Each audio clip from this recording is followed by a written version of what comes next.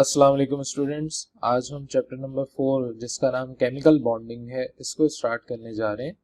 Chemical bonding आपने 9 class में काफ़ी डिटेल में पढ़ा था, इसमें भी उतना ही डिटेल है, इसमें हम एडवांस लेवल पे जाएंगे।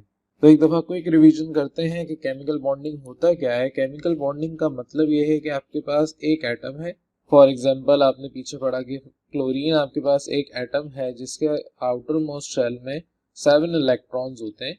अब इस 7 इलेक्ट्रॉन्स के लिए एक इलेक्ट्रॉन का आना ज़रूरी है, एक इलेक्ट्रॉन की इसमें कमी है। अगर मेरे पास एक हाइड्रोजन एटम है जिसके पास होता ही एक इलेक्ट्रॉन है, ये क्या करेगा, अपना एक इलेक्ट्रॉन इधर शिफ्ट कर देगा। अब ये दोनों आपस में इलेक्ट्रॉन जब शेयर करवाएंगे तो इनके दोनों के आउटर मोस्ट शेल कंप्लीट हो जाएंगे। हर एटम चाहता है कि वो स्टेबल हो जाए, तो जितने भी आपके पास दुनिया में एटम्स हैं ये मॉलिक्यूल इसीलिए बनाते हैं ताकि वो स्टेबल हो जाए। और एक इनर्ट गैस जैसे कि आपके पास ग्रुप 8A के एलिमेंट्स हैं उनकी तरह ये लोग भी मौजूद हों। तो क्योंकि जिंदगी में हर किसी को स्टेबल होना है, हर कोई चाहता है कि वो एक स्टेबल लाइफ गुजारे, स्टेबल हो जाए। तो एटम्स भी इसी तरीके से हैं, हर एटम चाहता है कि वो ग्रुप 8A के एलिमेंट्स जो कि इनर्ट गैसेस हैं उनकी तरह स्टेबल हो जाए।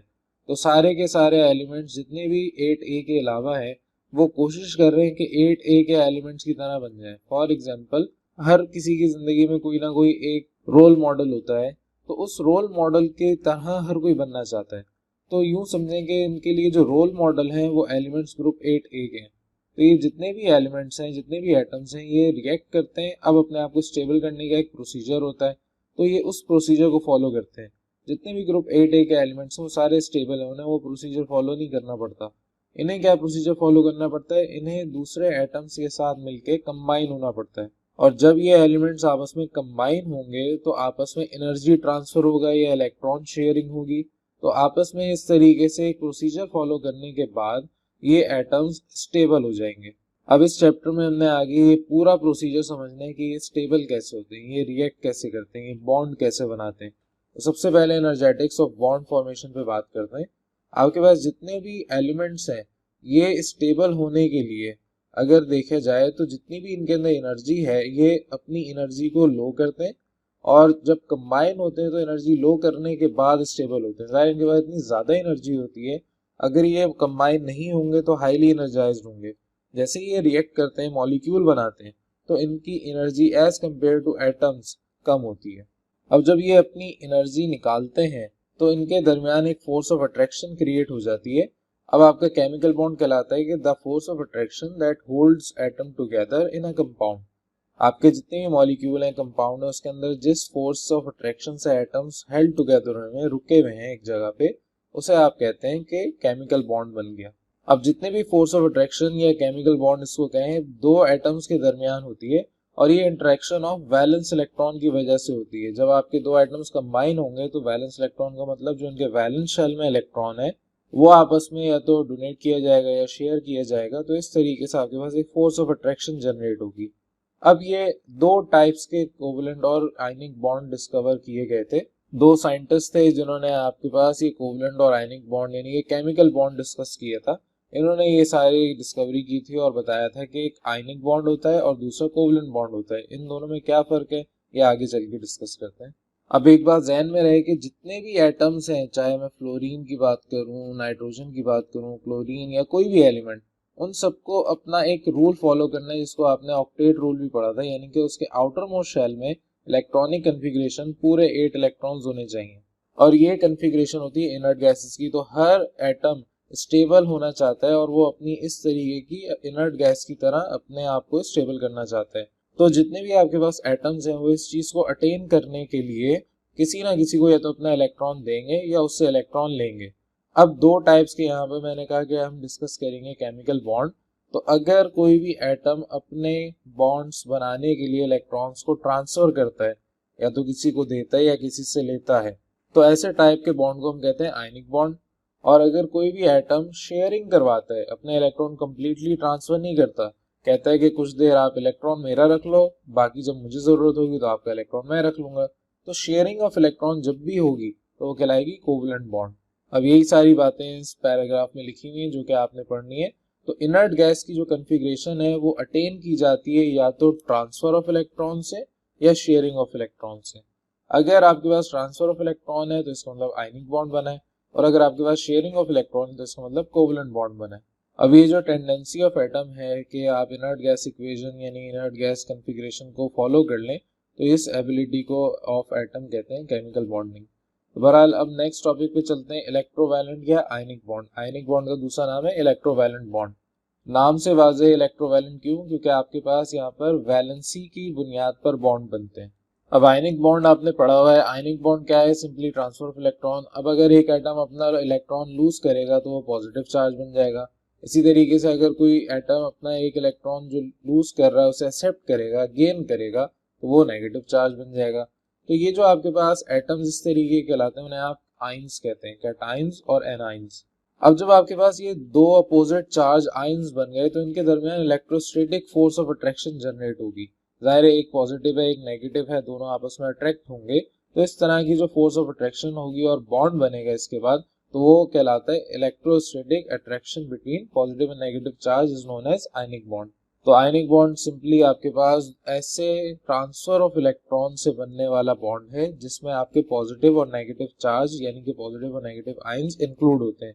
फॉर एग्जांपल आयनिक कंपाउंड आपने पढ़ा है NaCl, magnesium oxide and so on. ये हमने पिछले चैप्टर में डिस्कस किया था कि ज्यादातर मेटल्स के साथ नॉन मेटल मिलते हैं, और नॉन मेटल भी वो जो हाईली इलेक्ट्रोनेगेटिव है। तो जब भी आपका उनका डिफरेंस यानी कि डिफरेंस इन इलेक्ट्रोनेगेटिविटी अगर ग्रेटर देन 1.7 है तो इसका मतलब आपके पास जो बॉन्ड बनेगा वो आयनिक बॉन्ड बनेगा। अब इसी तरीके से मेटल्स जितने भी आपके पास 1A 2A एलिमेंट के हैं और आपके पास जो 3A एलिमेंट में एल्युमिनियम है, इन सब की आयनाइजेशन पोटेंशियल कम होती है, इनकी इलेक्ट्रोनेगेटिविटी कम होती है। ये जल्दी से अपने एक दो या तीन इलेक्ट्रॉन्स लूज कर देते हैं। और इसी तरीके से जो नॉन मेटल्स हैं ग्रुप 6A 7A के, इनकी इलेक्ट्रोनेगेटिविटी बहुत ज़्यादा होती है और इलेक्ट्रॉन एफिनिटी बहुत ज़्यादा होती है। ये क्या करते हैं, जल्दी से वो अपने इलेक्ट्रॉन्स ले लेते हैं जो कोई भी अपने इलेक्ट्रॉन्स दे रहा हो। तो जब ये इलेक्ट्रॉन इस तरीके से एक्सेप्ट करते हैं तो आपके पास एक बॉन्ड बन जाता है। अब एक एग्जांपल लेके समझते हैं कि for example sodium chloride NaCl कैसे बनता है। आपको पता है सोडियम की इलेक्ट्रॉनिक कॉन्फ़िगरेशन Z इसका होता है 11। तो 11 का मतलब आपके पास 11 इलेक्ट्रॉन है, 2 electron 1s2, 2 electron 2s2, 4 electron हो गए आपके पास, बाकी बचे 7। अब 2p6 में वो 6 इलेक्ट्रॉन्स चले गए और 3s1 के अंदर 1 इलेक्ट्रॉन रह गया।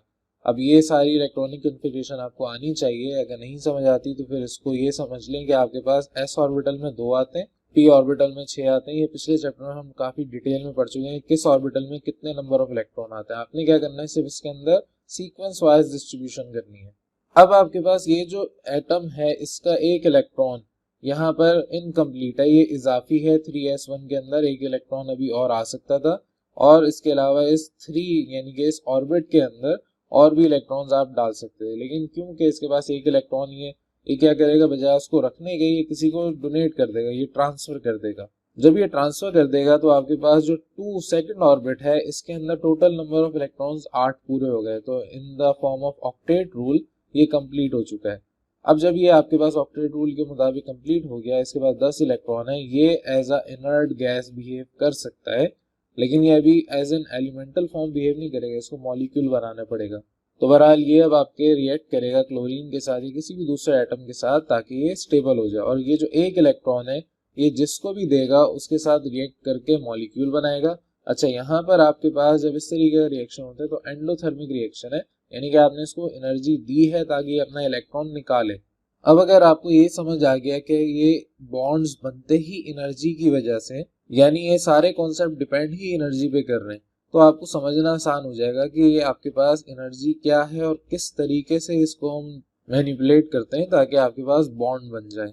तो आपके पास जो क्लोरीन एटम है उसकी ग्राउंड स्टेट में इलेक्ट्रॉनिक कॉन्फ़िगरेशन अगर की जाए तो आपके पास 1s2, 2s2, 2p6, 3s2 और 3p5, टोटल उसके पास 7 इलेक्ट्रॉन, क्योंकि उसका Z भी 17 के बराबर होता है। तो आउटर मोस्ट शेल में उसके पास 7 इलेक्ट्रॉन्स हैं। अब उसके पास एक इलेक्ट्रॉन की कमी है, ये क्या करेगा, वो जो सोडियम ने एक इलेक्ट्रॉन निकाला था ये उसको एक्सेप्ट करेगा और खुद क्लोरीन आयन बन जाएगा। जब ये इलेक्ट्रॉन एक्सेप्ट करेगा तो 3p5 के बजाय 3p6 हो जाएगा, और अब इसके ऑलमोस्ट शेल सारे कंप्लीट हो गए, क्योंकि वहां सोडियम के पास से हमने जो एनर्जी उसको दी थी इलेक्ट्रॉन निकालने के लिए, वही इलेक्ट्रॉन जब ये एक्सेप्ट करेगा तो अपने अंदर से एनर्जी निकाल के देगा। तो अगर गौर करें तो आपके पास यहाँ पर जो डिफरेंस ऑफ एनर्जी है वो बहुत थोड़ा है।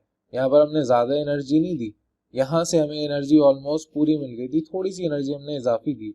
तो ये आपस में जब बॉन्ड बनाते हैं, ये आपस में रिएक्शन करते हैं, तो टोटल एनर्जी ट्रांसफर हो रहा है। यहाँ पर आपके पास एनर्जी डिफरेंस देखें अगर, तो वो इतना नहीं है जितना आपके पास इंडिविजुअल देखा जाए। अब जब ये रिएक्ट करते हैं तो आपके पास एक तरह से लैटेक्स स्ट्रक्चर बनाते हैं, क्रिस्टल बना लेते हैं, जिसके अंदर हर एक एटम यानी कि हर एक आयन सराउंडेड होता है by 6 opposite ions. For example अगर मैं बात करूं इस एक आयन की, तो आपके पास 1 2 3 4 5 और 6 अपोजिट चार्ज आयन इसके इर्द गिर्द मौजूद होंगे। तो इस तरीके का आपके पास एक स्ट्रक्चर बनता है जिसको आप क्रिस्टल लैटिक्स कहते हैं। अगर याद हो चैप्टर 2 में हमने सीखा था। तो जितने भी आपके पास आयनिक बॉन्ड हैं, जितने भी आपके पास इस तरह की अट्रैक्टिव फोर्सेस हैं क्रिस्टल के अंदर, ये सारे के सारे इसलिए मौजूद हैं ताकि जो एनर्जी इजाफी है वो रिड्यूस हो जाए और आपका जो ओवरऑल सिस्टम है यानी कि जो मॉलिक्यूल है वो स्टेबल हो जाए। अब आपके फर्स्ट स्टेप के अंदर तो सोडियम ने अपना इलेक्ट्रॉन निकाला, दूसरे स्टेप में क्लोरीन ने वो इलेक्ट्रॉन एक्सेप्ट किया, तीसरा स्टेप होता है कि इन दोनों को कंबाइन जब करते हैं तो आपके पास एनर्जी निकलती है। ये एनर्जी बहुत ज़्यादा होती है और इस एनर्जी से फिर आप बाद में इसको मॉलिक्यूल जो आपको मिल रहा है वो स्टेबल बना देते हैं। अब ये कुछ चीज़ें जो कि आपको याद रखनी है कि लैटिक्स एनर्जी क्या होती है। लैटिक्स एनर्जी का मतलब the energy release when 1 mole of gaseous ion arrange themselves in a definite pattern. तो आपके पास जब भी कोई भी गैसेस आयन किसी एटम के साथ मिलके अरेंज करेंगे एक डेफिनेट पैटर्न में अपने आप को to form a crystal lattice, तो इस तरह की एनर्जी जो उस वक्त निकल रही है उसे आप कहते हैं लैटिक्स एनर्जी। और ये एनर्जी हमें चाहिए है ताकि हमारे पास जो इलेक्ट्रॉन निकलते वक्त हमने एनर्जी दी थी वो एनर्जी कंपनसेट हो जाए और उसके अलावा भी हमें एनर्जी मिले। अगर आपको याद हो तो 400 समथिंग किलो जूल्स आपके पास पर मोल मिल रही थी जब आप सोडियम का एक इलेक्ट्रॉन निकाल रहे थे। लेकिन जब आप इन दोनों को कंबाइन करते हैं तो -788 का मतलब आपके पास एक्सोथर्मिक रिएक्शन है और आपको एनर्जी ज़्यादा मिल रही है। तो आपके पास कंपनसेशन हो जाता है, जो आपने एनर्जी दी थी उससे ज़्यादा एनर्जी आपको मिलती है जब भी आपका बॉन्ड बनता है। अब आगे चलते हैं, ये जो पैराग्राफ है इसको आप रीड आउट कर लें। Characteristic of ionic compound. अब पहला कैरेक्टरिस्टिक ये है कि आपके पास कभी भी सिंगल एटम यानी कि सिंगल आयन, अब चाहे मेटल या नॉन मेटल आपस में मिलकर बनाए, ये कभी भी सेपरेट नहीं होते, ये हमेशा क्रिस्टल फॉर्म में होते हैं। तो हम ये नहीं कह सकते कि एक मॉलिक्यूल है हमारे पास आयनिक कंपाउंड का। तो आपके पास यही बात यहाँ पर लिखी गई है कि आपके पास हम ये चीज़ नहीं कह सकते। वजह उसकी है कि ये एक क्रिस्टल फॉर्मेशन करते हैं, एक सॉलिड क्रिस्टल हमें मिलता है जिसके अंदर लार्ज नंबर ऑफ एटम्स होते हैं ऑफ अपोजिट चार्ज्ड आयंस। यही बात हमने पीछे भी पढ़ी है। और आपके हर एटम आपस में सराउंडेड होते हैं डिफरेंट चार्जेस से, जिसकी वजह से स्ट्रॉन्ग इलेक्ट्रोस्टैटिक फोर्स आपके पास होती है बिटवीन द आयंस, जो कि हर डायरेक्शन में एक्ट कर रही होती है इन अ क्रिस्टल। तो इसी फोर्स ऑफ अट्रैक्शन की वजह से आपके ज़्यादातर जो आयनिक कंपाउंड्स हैं these are hard solids. Second आपके पास प्रॉपर्टी है कि आपके ज़्यादातर आयनिक कंपाउंड्स हाई मेल्टिंग और बॉइलिंग पॉइंट अपने अंदर रखते हैं because of the strong inter ionic forces आपके जो क्रिस्टल्स के अंदर है। वजह उसकी ये है कि ज़्यादा एनर्जी जब ये रिलीज करते हैं तो ज़ाहिर है इनको ब्रेक करने के लिए हमें ज़्यादा एनर्जी देनी पड़ती है। थर्ड प्रॉपर्टी है आपके पास जितने भी आयनिक कंपाउंड्स हैं ये सॉल्युबल हैं वाटर, यानी कि वाटर एक पोलर मॉलिक्यूल है, पोलर सॉल्वेंट है। इसी तरीके से जितने भी पोलर सॉल्वेंट है उसके अंदर आयनिक कंपाउंड्स सॉल्युबल हैं। अब वजह उसकी ये है कि जो आपके पास इलेक्ट्रोस्टैटिक फोर्स ऑफ अट्रैक्शन है between ionic and polar molecules ये आपके पास ज़्यादा होती है। अब एक पॉइंट यहाँ पे आपको समझना है, energy of solvation. Energy of solvation क्या है? जितने भी आपके पास आयन सराउंडेड हैं बाय सॉल्वेंट मॉलिक्यूल्स, तो उस सॉल्वेंट मॉलिक्यूल से एक एनर्जी निकलती है जिसको हम सॉल्वेशन एनर्जी कहते हैं। तो सॉल्वेशन की वजह से एनर्जी जो रिलीज हो रही है उस एनर्जी का नाम है एनर्जी ऑफ सॉल्वेशन। अब ये एनर्जी आपके जो हाई लैटिक्स एनर्जी है इसको ओवरकम कर देती है किसी भी आयनिक कंपाउंड के। लेकिन कुछ आपके पास आयनिक कंपाउंड्स इनसॉल्युबल भी होते हैं जैसे कि सल्फेट, फॉस्फेट, फ्लोराइड्स वगैरह। ये सब अपने अंदर हाई लैटिक्स एनर्जी रखते हैं। अब क्योंकि इतनी ज़्यादा एनर्जी इनके पास होती है तो हमारे पास इनसफिशिएंट सॉल्वेशन एनर्जी भी हमारे पास कम है, यानी कि हमारे पास जो सॉल्वेशन एनर्जी है वो इतनी मौजूद नहीं होती चाहे हम कोई भी पोलर सॉल्वेंट रख लें। तो ये आपके पास कुछ ऐसे इनसॉल्युबल आयनिक कंपाउंड्स भी मौजूद होते हैं। इसके अलावा जितने भी आयनिक कंपाउंड्स हैं these are insoluble in organic solvent, यानी कि ऑर्गेनिक सॉल्वेंट जैसे कि बेंजीन, कार्बन टेट्राक्लोराइड वगैरह वगैरह। ये आपके पास जितने भी ऑर्गेनिक सॉल्वेंट्स हैं इनके अंदर आयनिक कंपाउंड्स आर इनसॉल्युबल। वजह उसकी ये है कि there is no force of attraction between the ionic compounds and the molecules of non polar solvents. जितने भी आपके पास ऑर्गेनिक कंपाउंड्स हैं ज्यादातर वो आपके पास नॉन पोलर होते हैं, और क्योंकि पोल्स उनके अंदर नहीं है इस वजह से आपके पास आयनिक कंपाउंड्स उनके अंदर डिसॉल्व नहीं हो सकते, सॉल्व नहीं हो सकते। आगे हम डाइपोल मूवमेंट में इसको थोड़ा डिटेल में डिस्कस करेंगे। नेक्स्ट प्रॉपर्टी आपके पास है, जितने भी आयनिक कंपाउंड्स हैं ये इलेक्ट्रोलाइट्स के तौर पे बिहेव करते हैं, यानी कि in the presence of polar solvent जैसे कि वाटर। तो आयनिक कंपाउंड्स की जितने भी फोर्स ऑफ अट्रैक्शन होती है आपस में, जिनकी इंटर आयनिक फोर्सेस हैं, ये वीक हो जाती हैं जब ये पोलर सॉल्वेंट के अंदर डाले जाते हैं। अब इससे होता है क्या है कि आपके आयंस जो हैं वो सेपरेट आउट हो जाते हैं, दूर दूर हो जाते हैं, और आपके पास फ्री आयन आपके मिल जाते हैं। अब ये जो फ्री आयंस हैं ये कहीं पे भी मूव कर सकते हैं, इनके आपस में डिस्टेंस बहुत ज़्यादा होता है बिटवीन मॉलिक्यूल टू मॉलिक्यूल, और इस वजह से ये आपके पास अंडर इलेक्ट्रिक करंट ये अपना इलेक्ट्रिसिटी प्रोड्यूस कर सकते हैं या ट्रांसफर कर सकते हैं। इसी वजह से हमारे पास जितने भी आयनिक कंपाउंड्स हैं these are good conductors of electricity, और ये इलेक्ट्रिसिटी कंडक्ट करते हैं इवन इन फ्यूज और मेल्टेड स्टेट। आप इसके अंदर पोलर सॉल्वेंट ना डालें, यानी कि आप इनको पानी के अंदर ना डालें, आप इन्हें सिर्फ मेल्ट कर दें या फ्यूज फॉर्म में ले आएं, तो ये तब भी आपकी इलेक्ट्रिसिटी को कंडक्ट करवा देंगे। ये आपके पास टॉपिक था आयनिक कंपाउंड्स या आयनिक बॉन्ड्स का। नेक्स्ट टॉपिक हमारे पास है कोवलेंट बॉन्ड। अब कोवलेंट बॉन्ड आपके पास पहले डिस्कस किया है जिस तरह से कि ऐसा बॉन्ड जिसके अंदर एटम्स अपने इलेक्ट्रॉन्स को शेयर करवाएं। आयनिक कंपाउंड्स क्या करते हैं, आपके जो इलेक्ट्रॉन्स हैं ये ट्रांसफर करवाते हैं, जो इनके वैलेंस इलेक्ट्रॉन है वो अपने या तो ट्रांसफर यानी डोनेट या एक्सेप्ट करवाएंगे। लेकिन कोवलेंट बॉन्ड में क्या होता है कि आपके पास कोई ट्रांसफर नहीं होता, बल्कि आपके दो एटम्स मिलके गेन ऑफ इलेक्ट्रॉन करते हैं, यानी आपस में एक मुआहिदा तय करते हैं कि इतने टाइम तक ये इलेक्ट्रॉन आपके पास रहेगा, इतने टाइम तक ये इलेक्ट्रॉन मेरे पास रहेगा। इससे फायदा क्या होता है कि इनको ज्यादा एनर्जी अपने अंदर से रिलीज नहीं करनी पड़ती, वैसे ही बेचारों के पास कम एनर्जी होती है, तो ये क्या करते हैं अपने इलेक्ट्रॉन्स को शेयर करवा देते हैं। शेयरिंग से इनकी एनर्जी जाया नहीं होती, दोनों एटम के पास इक्वल एनर्जी रहती है। थोड़ी सी एनर्जी इनको रिलीज करनी भी पड़े तो मामूली सी ये कर सकते हैं, ज्यादा ह्यूज अमाउंट ऑफ एनर्जी इनको नहीं देनी पड़ती। अब हम इसको जरा लुइस के स्ट्रक्चर के लिहाज से देखते हैं। लुइस साहब ने एक स्ट्रक्चर दिया था, डॉट एंड क्रॉस स्ट्रक्चर, इस तरीके से जिस तरह आपको ये गिवन है। आपके पास अनपेयर्ड इलेक्ट्रॉन्स हैं, क्लोरीन एटम्स दोनों आपके पास, इनके पास एक एक अनपेयर्ड इलेक्ट्रॉन है। ये क्या करेंगे, अपने एक एक इलेक्ट्रॉन आपस में शेयर करवा देंगे। अब एक वक्त में इस क्लोरीन के पास 8 इलेक्ट्रॉन्स हैं, दूसरे वक्त में इस क्लोरीन के पास 8 इलेक्ट्रॉन्स हैं। देखा जाए तो दोनों के ऑक्टेट रूल के मुताबिक आउटरमोस्ट शेल में 8 इलेक्ट्रॉन्स पूरे हैं, लेकिन किसी ने अपना इलेक्ट्रॉन ट्रांसफर नहीं किया, इन्होंने डोनेट नहीं किया कि ये क्लोरीन कहे कि चलो ये इलेक्ट्रॉन मेरा अपने पास रख लो और बदले में एनर्जी दे दो। तो कोवलेंट बॉन्ड आपके पास इस टाइप के बॉन्ड को कहते हैं। इसकी रिप्रेजेंटेशन एक सिंपल स्ट्रेट लाइन से की जाती है। तो दो एटम के दरमियान इस तरीके की लाइन आप अगर ड्रॉ करेंगे तो it means there is a covalent bond between these two atoms. अब जो आपके पास इस तरीके के दो इलेक्ट्रॉन्स शेयरिंग के तौर पे आ रहे हैं, इन दो इलेक्ट्रॉन्स के पेयर को हम कहते हैं बॉन्डिंग इलेक्ट्रॉन्स। और ये जो आपके बॉन्डिंग इलेक्ट्रॉन्स हैं ये बनाते हैं बॉन्डिंग एटम, और इस तरह की बॉन्डिंग को आप कहते हैं कोवलेंट बॉन्ड। आयनिक बॉन्ड के अंदर आपके पास एक पॉजिटिव चार्ज आयन होता है, दूसरा नेगेटिव चार्ज आयन होता है। इसके अंदर कोई पॉजिटिव और नेगेटिव चार्ज आयन नहीं होते। इसके अंदर जो पॉजिटिव और नेगेटिव फोर्स ऑफ अट्रैक्शन जो जनरेट की जाती है वो की जाती है इलेक्ट्रॉन और न्यूक्लियस के दरमियान। आपके पास इलेक्ट्रॉन पॉजिटिव, आपके पास इलेक्ट्रॉन नेगेटिव होता है और न्यूक्लियस आपका पॉजिटिव होता है। तो इलेक्ट्रॉन और न्यूक्लियस के दरमियान जो आपके चार्जेस जनरेट होते हैं पॉजिटिव और नेगेटिव, इस फोर्स ऑफ अट्रैक्शन की वजह से आपके पास कोवलेंट बॉन्ड बनता है। फॉर एग्जाम्पल क्लोरीन की अभी बात कर रहे थे, तो क्लोरीन मॉलिक्यूल जब आपका बनता है तो एक इलेक्ट्रॉन ये आपस में शेयर करवाते हैं। तो आपके पास वो जो बॉन्डिंग इलेक्ट्रॉन है, वो जो शेयरिंग ऑफ इलेक्ट्रॉन हो रही है जिसकी वजह से कोवलेंट बॉन्ड बन रहा है, इसकी अगर आप बॉन्ड एनर्जी देखें, यानी कि आपके पास जो एनर्जी इनके बॉन्ड बनाते वक्त रिलीज हो रही है ये काफी कम है एज कम्पेयर टू आपका आयनिक बॉन्ड।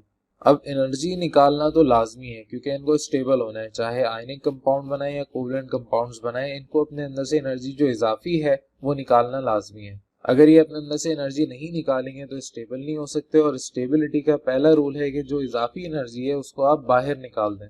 अब आपके पास तीन टाइप के कोवलेंट बॉन्ड होते हैं, single covalent bond, double covalent bond और ट्रिपल कोवलेंट बॉन्ड।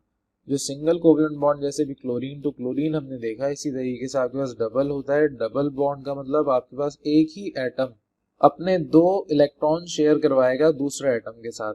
यानी कि आपके पास फॉर एग्जांपल ऑक्सीजन की मिसाल ली जाए तो ऑक्सीजन के पास दो अनपेयर्ड इलेक्ट्रॉन्स हैं, ये दो ऑक्सीजन आपस में मिलके अपने दोनों इलेक्ट्रॉन्स शेयर करवा लेंगे, तो इस तरह से उन्होंने दो बॉन्ड बना लिए। और इसी तरीके से नाइट्रोजन के पास 3 अनपेयर्ड इलेक्ट्रॉन होते हैं। ये क्या करता है, अपने तीनों इलेक्ट्रॉन्स को दूसरे नाइट्रोजन के साथ रिएक्ट करवाता है और पेयरिंग करवा लेता है।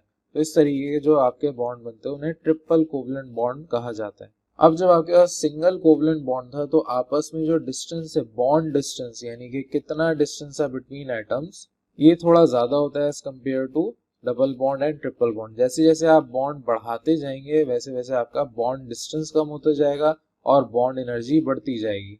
अगर आप इस टेबल में देखें, जब आपके पास कार्बन कार्बन सिंगल बॉन्ड था तो आपके पास जो बॉन्ड डिस्टेंस और बॉन्ड एनर्जी थी वो क्या थी, और जब आपके पास कार्बन कार्बन डबल बॉन्ड हुआ तो आपके पास बॉन्ड डिस्टेंस और बॉन्ड एनर्जी क्या है। तो जैसे जैसे आपके पास बॉन्ड डिस्टेंस कम होता जाएगा बॉन्ड एनर्जी भी बढ़ती जाएगी, जैसे जैसे आप अपने बॉन्ड को इंक्रीज करते जाएंगे। अब एक सिंपल सा पॉइंट आपको याद रखना है कि जर्नली आपके पास जैसे ही डबल बॉन्ड बनता है सिंगल से तो 0.20 यानी कि 0.20 डिग्री एंगस्ट्रॉम का फर्क आता है, और जब डबल से ट्रिपल कोवलेंट बॉन्ड बनता है तो आपके पास 0.34 डिग्री एंगस्ट्रॉम का फर्क आता है। अभी तक जो हम बात कर रहे थे वो कर रहे थे जब आपके पास कोवलेंट बॉन्ड बनता है सिमिलर एटम्स के दरमियान, लेकिन कोवलेंट बॉन्ड डिसिमिलर एटम्स के दरमियान भी बनता है, जैसे कि आपका वाटर कार्बन डाइऑक्साइड। अब ये जो शेयरिंग ऑफ इलेक्ट्रॉन होती है बिटवीन डिसिमिलर एटम्स, तो आपके पास तब भी कोवलेंट बॉन्ड बन सकता है, लेकिन यहाँ पर एक नया कॉन्सेप्ट आता है, वो हम आगे अभी डिस्कस करते हैं। तो आपके पास यहाँ पर एक वाटर मॉलिक्यूल है। वाटर मॉलिक्यूल कैसे बना, एक हाइड्रोजन और दूसरा हाइड्रोजन आपके एक एक इलेक्ट्रॉन ऑफ ऑक्सीजन अपने पास शेयर करवा के वाटर मॉलिक्यूल बना रहे हैं। तो वाटर मॉलिक्यूल को आप इस तरीके से भी रिप्रेजेंट कर सकते हैं। आपके पास वाटर मॉलिक्यूल बन गया। इसी तरीके से कार्बन और ऑक्सीजन के दरमियान कार्बन डाइऑक्साइड आपके पास बन गई। अब ये जो ऑक्सीजन हमारे पास है, आपको पता है ये इलेक्ट्रोनेगेटिव ज्यादा है आपके पास एज कम्पेयर टू हाइड्रोजन और कार्बन। इलेक्ट्रोनेगेटिविटी इनकी कम होती है। अब क्योंकि ऑक्सीजन इलेक्ट्रोनेगेटिव ज्यादा है तो जो आपके इलेक्ट्रॉन्स हैं, जो शेयर्ड इलेक्ट्रॉन्स हैं, ऑल्दो कार्बन के पास भी हैं लेकिन ज्यादातर अट्रैक्ट हुए हैं टुवर्ड्स ऑक्सीजन। अब क्योंकि ये जो इलेक्ट्रॉन्स आपके पास हैं ये ज्यादा टुवर्ड्स ऑक्सीजन ट्रेवल कर रहे हैं, यानी कि इसके पास ज्यादा अट्रैक्टेड है, तो एक तरह से इनके ऊपर पार्शियल पॉजिटिव और पार्शियल नेगेटिव चार्ज आ जाता है।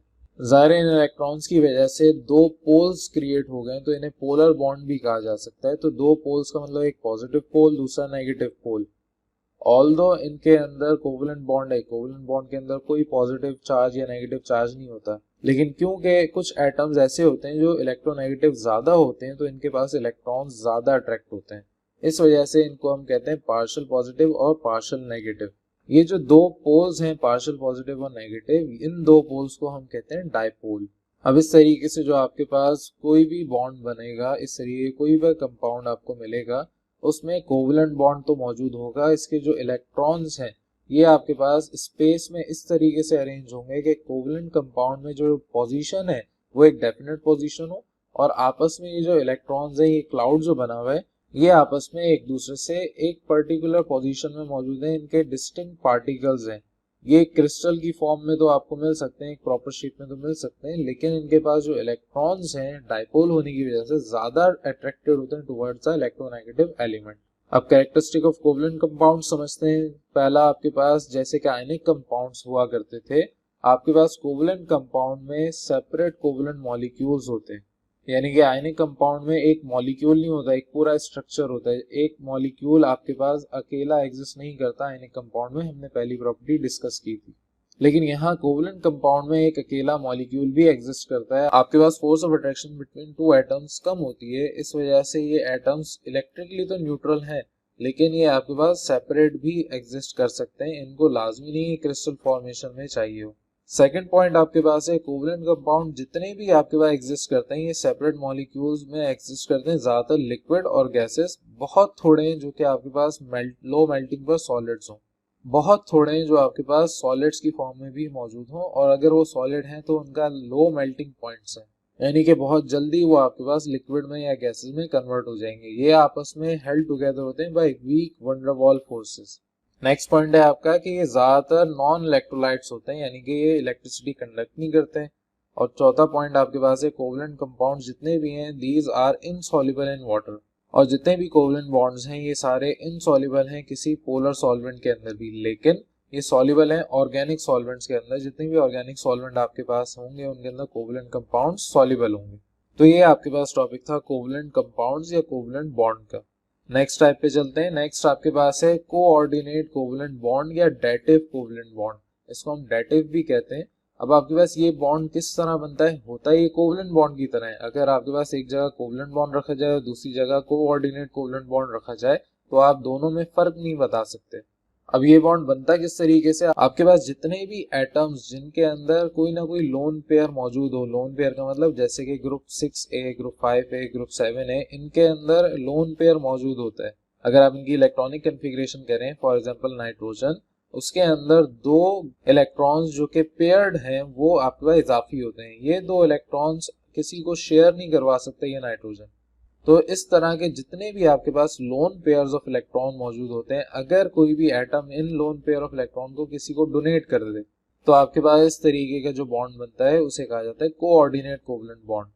अब जितने भी आपके पास एटम्स जो अपने लोन पेयर ऑफ इलेक्ट्रॉन को डोनेट कर सकते हैं कोऑर्डिनेट कोवलेंट बॉन्ड बनाने के लिए, तो उन्हें कहा जाता है डोनर। और जितने भी ऐसे एटम्स जो उस लोन पेयर को एक्सेप्ट कर सकते हैं तो उन एटम्स को कहा जाता है एक्सेप्टर्स।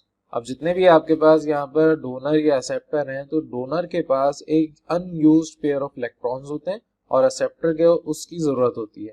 तो यहाँ पर आपके पास डेटिव बॉन्ड जो है इसको रिप्रेजेंट किया जाता है एक एरो से, और उस एरो के साथ आप पीछे कोवलेंट बॉन्ड बनाते हैं। तो बेसिकली ये एरो है और इसके पीछे एक कोवलेंट बॉन्ड बना हुआ है, तो आपके पास ये रिप्रेजेंट किया जाता है डेटिव यानी कि कोऑर्डिनेट कोवलेंट बॉन्ड को। अब जो डोनर है उसके ऊपर आप पॉजिटिव चार्ज रखते हैं और जो एक्सेप्टर है उसके पास नेगेटिव चार्ज होता है। और क्योंकि आपके पास अब यहाँ पॉजिटिव और नेगेटिव चार्जेस का कॉन्सेप्ट आ गया, तो इन कोऑर्डिनेट कोवलेंट कंपाउंड्स के अंदर थोड़ा सा आयनिक कैरेक्टर भी मौजूद होता है, और हम अपने डेटिव बॉन्ड को आयनिक भी कह सकते हैं instead of a dative bond. तो कुछ एग्जांपल्स देखते हैं आपके पास, जैसे कि फास्फोरस ऑक्सीक्लोराइड। आपके पास फास्फोरस के पास आउटर मोस्ट शेल में 5 इलेक्ट्रॉन्स होते हैं, ये आपका फास्फोरस का पेयर है। तो 5 में से 2 इलेक्ट्रॉन्स आउटर मोस्ट शेल में तो पेयर बनाए हुए लोन पेयर, एक एक इसने इलेक्ट्रॉन एक एक क्लोरीन से शेयरिंग करवाई हुई है, बॉन्ड बनाया हुआ है। इसी तरीके से आपके पास ये जो ऑक्सीजन है इसके पास आउटर मोस्ट शेल में 6 इलेक्ट्रॉन्स होते हैं। 6 इलेक्ट्रॉन्स आपस में इसने शेयरिंग करवा ली, आपस में इसने लोन पेयर बना लिया, लेकिन जो इसके पास जगह खाली थी उसमें क्या किया, इस फास्फोरस ने अपना एक इलेक्ट्रॉन पेयर इसको दे दिया, और ये जो एक इलेक्ट्रॉन पेयर इसने अपना ऑक्सीजन को डोनेट किया है तो ऑक्सीजन इटसेल्फ एक्सेप्टर बन गया। आपके फास्फोरस के ऊपर पॉजिटिव चार्ज और ऑक्सीजन के ऊपर नेगेटिव चार्ज आ गया। तो आपके पास टोटल 2 रिप्रेजेंटेशन है, एक इस तरीके से आप रिप्रेजेंट करते हैं या आप इन पॉजिटिव और नेगेटिव चार्ज को रिप्रेजेंट कर सकते हैं इस फॉर्म में, लेकिन ज्यादातर हम अपने पास ये वाली फॉर्म को एक्सेप्ट करते हैं। जब भी हम कहीं लिखेंगे तो आपके पास इसी तरीके से लिखा जाएगा आपके कोऑर्डिनेट कोवलेंट बॉन्ड को। सेकंड एग्जांपल नाइट्रोमीथेन के, ये आप खुद भी देख सकते हैं कि नाइट्रोजन अपना एक लोन पेयर इस ऑक्सीजन को डोनेट कर रहा है। और नेक्स्ट एग्जांपल तो अमोनियम आयन, आपको पता है, आपने बचपन में भी पढ़ा हुआ है कि आपके पास एक लोन पेयर नाइट्रोजन का वो एक हाइड्रोजन को दिया जाता है। ये हाइड्रोजन बेचारा अपना एक इलेक्ट्रॉन किसी के पास जाके छोड़ आता है, लूज कर आता है, तो ये अब सिवाय न्यूक्लियस के कुछ भी नहीं है, इसका कोई इलेक्ट्रॉन नहीं है, तो बेचारा ये अपना एक इलेक्ट्रॉन पेयर नाइट्रोजन डोनेट कर देता है हाइड्रोजन को। तो ये कुछ आपके पास एग्जांपल्स थी आपके कोऑर्डिनेट कोवलेंट बॉन्ड की। अब नेक्स्ट टॉपिक है आपका डायपोल मूवमेंट। डायपोल मूवमेंट मैंने कहा था कि हम आगे डिस्कस करेंगे। तो आपके पास डायपोल मूवमेंट बिल्कुल उसी तरीके से जिस तरह मैग्नेटिक मूवमेंट को आप डिस्कस करते हैं, मैग्नेट का एक मैग्नेटिक मूवमेंट होता है जिसको आप रिप्रेजेंट करते हैं M/L से। तो M आपके पास रिप्रेजेंट कर रहा है पोलर स्ट्रेंथ को, और आपके पास L रिप्रेजेंट कर रहा है डिस्टेंस बिटवीन द 2 पोल्स। तो जिस तरीके से आपका मैग्नेट है, ये अगर आप किसी मैग्नेटिक फील्ड में रखते हैं तो उस डायरेक्शन में आपके पास ये मैग्नेट अपनी ओरिएंटेशन डिसाइड करता है, डिफाइन करता है। इसी तरीके से जो डायपोल आपके पास है, यानी कि आपकी जो डायपोल मूवमेंट है, इसमें जो पोलर मॉलिक्यूल्स हैं ये अपनी ओरिएंटेशन डिफाइन करते हैं, डिटरमाइन करते हैं इलेक्ट्रिक फील्ड के अंदर, और इस एबिलिटी को आप कहते हैं डायपोल मूवमेंट। इसको हम म्यू से रिप्रेजेंट करते हैं। अब ये डायपोल मूवमेंट किस तरीके से मेजर की जाती है, आपके पास magnitude of charges at each pole, जब आप इसको मल्टीप्लाई करवाते हैं डिस्टेंस बिटवीन द 2 चार्जेस, आपके पास म्यू आ जाता है। तो आपके पास mu simply is equal to E multiply by D. E आपका क्या है, मैग्नीट्यूड ऑफ चार्जेस, और डी आपका क्या है, डिस्टेंस बिटवीन चार्जेस। तो डायपोल मूवमेंट आपके पास जो है उसको इस तरीके से निकाला जाता है। इसकी जो यूनिट है वो डिबाई है, क्योंकि ये आपके पास उस साइंटिस्ट के नाम पे रखी गई है जिसने इसको डिस्कवर किया था। लेकिन अब हम इसको ऐसा यूनिट में रिप्रेजेंट करते हैं जो कि कूलम मीटर है। ये आपके पास कुछ इसकी कन्वर्जन है जो कि आपको याद रखनी है, ना भी याद रखें तो कोई ऐसा प्रॉब्लम नहीं है, एग्जाम में इतना पूछा नहीं जाता। अब बात करते हैं डायपोल मोमेंट के ऊपर। डायपोल मोमेंट आपके पास जो है वो 10 की पावर -30 कूलम मीटर के बराबर होता है। इसका जो ऑर्डर है वो इतना ज्यादा इसलिए होता है क्योंकि आपका जो चार्ज ऑफ इलेक्ट्रॉन है वो इटसेल्फ 10 की पावर -19 और जो आपका डिस्टेंस है वो 10 की पावर -10 के करीब होता है। और जो आपके पास डायपोल मोमेंट है ये डिपेंड सिर्फ पोलैरिटी पे नहीं करता कि पॉजिटिव चार्ज या नेगेटिव चार्ज है, ये डिपेंड करता है आपके पास geometry of molecule as a whole पर। तो फॉर एग्जांपल आपके पास डायटोमिक मॉलिक्यूल है जिसमें पोलर बॉन्ड्स हैं, यानी कि आपका वो पोलर मॉलिक्यूल है। अब इसमें डिपेंड करता है कि जो डायटोमिक यानी दो एटम से मिलके मॉलिक्यूल बना है, इसके अंदर एटम्स ज्यादा पोलर हैं या कम पोलर हैं, यानी कि इलेक्ट्रोनेगेटिविटी का जो डिफरेंस है वो ज्यादा है या कम है। इलेक्ट्रोनेगेटिविटी का डिफरेंस ज्यादा होगा तो आपके पास पोलैरिटी भी ज्यादा होगी। तो आपके पास ज्यादातर पोलर जो कोवलेंट मॉलिक्यूल्स होते हैं इनके अंदर सिमिलर एटम्स अगर हैं तो उनके पास डायपोल मोमेंट 0 के बराबर होती है, यानी कि डायपोल मोमेंट 0 का मतलब there is no charge of separation involve. लेकिन अगर हम बात करें पॉलीएटॉमिक मॉलिक्यूल्स की जिसके अंदर आपके पास डिफरेंट एलिमेंट्स हैं, डिफरेंट एटम्स हैं, तो इसमें आपके पास जो पोलर बॉन्ड्स हैं और जो एंगुलर स्ट्रक्चर है, जैसे कि आप यहाँ पर देख सकते हैं आपके पास सल्फर डाइऑक्साइड है और आपके पास दूसरी तरफ कार्बन डाइऑक्साइड है। सल्फर डाइऑक्साइड के डायपोल मोमेंट थोड़ी ज्यादा है लेकिन कार्बन डाइऑक्साइड की जो डायपोल मोमेंट है वो बिल्कुल 0 है। अब ये जो टोटल मोमेंट है अब इसको समझना हमें जरूरी है कि ऐसा क्यों हो रहा है कि आपके पास दो सेम एटम्स के, यानी कि बस आपने सल्फर की जगह कार्बन रख दिया, आपका कंपाउंड ऑलमोस्ट सेम है लेकिन आपके डायपोल मोमेंट बिल्कुल डिफरेंट है। तो वजह उसकी है क्योंकि मोमेंट की बात की जाए तो आपका जो मॉलिक्यूलर मोमेंट है ये एक वेक्टर क्वांटिटी है। आप क्या करते हैं, उन सब वेक्टर क्वांटिटीज को सम कर देते हैं। तो जब आप individual atom to atom molecular bond moment निकालेंगे तो आपके पास उनका सम अगर किया जाए, जैसे कि अगर मैं सल्फर टू ऑक्सीजन और फिर दूसरा सल्फर टू ऑक्सीजन, एक आपके पास अगर देखें तो सल्फर से लेके इस ऑक्सीजन का वेक्टर क्वांटिटी, दूसरी आपकी ये क्वांटिटी, इसका अगर मैं सम करूंगा तो मेरे पास आंसर ये आएगा। लेकिन अगर मैं कार्बन टू ऑक्सीजन और फिर कार्बन टू ऑक्सीजन सम करूं तो ये दोनों अपोजिट साइड होने की वजह से वैल्यूज को आपस में कैंसिल आउट कर देंगे। तो इस वजह से आपके पास यहाँ पर म्यू 0 है, डायपोल मोमेंट 0 है कार्बन डाइऑक्साइड का, और आपके पास जो सल्फर डाइऑक्साइड है उसकी कोई ना कोई वैल्यू है। तो अगर कोई भी ऐसा मॉलिक्यूल जो परफेक्टली सिमेट्रिकल हो तो ज्यादातर उनकी डायपोल मोमेंट 0 आ रही होती है। अब यहाँ पर एक और बात आपको याद रखनी है कि अगर कोई नॉन पोलर आपके पास एटम है या कोई नॉन पोलर मॉलिक्यूल है तो आपके पास तब भी डायपोल मोमेंट इक्वल टू 0 होगी। इसी तरीके से आगे आपको ये कुछ एग्जांपल्स दी हुई हैं, ये आप पढ़ लेंगे। आपको यहाँ पर टेबल में भी वैल्यूज बता के दी हुई हैं कि आपके पास किस एलिमेंट की, किस मॉलिक्यूल की क्या वैल्यू है डायपोल मोमेंट की। अब चलते हैं नेक्स्ट टॉपिक की तरफ, आयनिक character of a covalent bond. किसी भी कोवलेंट बॉन्ड के अंदर आयनिक बॉन्ड की कैरेक्टरिस्टिक लाजमी होती है अगर तो वो आपके पास पोलर है। तो यहाँ पर दो कॉन्सेप्ट आपको क्लियर होने चाहिए, पोलर और नॉन पोलर। पोलर का मतलब जिसके पोल्स हैं पॉजिटिव और नेगेटिव पार्शियली बेशक, और जो नॉन पोलर है उसका मतलब कोई पोल्स नहीं है, नॉन पोलर है। अब जितने भी आपके पास नॉन पोलर कोवलेंट कंपाउंड्स हैं उनके अंदर इलेक्ट्रोनेगेटिविटी डिफरेंस 0 के बराबर होता है, यानी कि उनके दरमियान कोई रिपल्जन या कोई अट्रैक्शन नहीं होती। तो क्योंकि आपके पास कोई अट्रैक्शन नहीं हो रही तो आपके इलेक्ट्रॉन्स अपनी अपनी जगह पर मौजूद हैं। लेकिन नॉन पोलर में ऐसा नहीं होता। नॉन पोलर में आपके पास इलेक्ट्रॉन्स उसकी तरफ ज्यादा अट्रैक्ट होते हैं जिसके पास चार्जेस ज्यादा हो।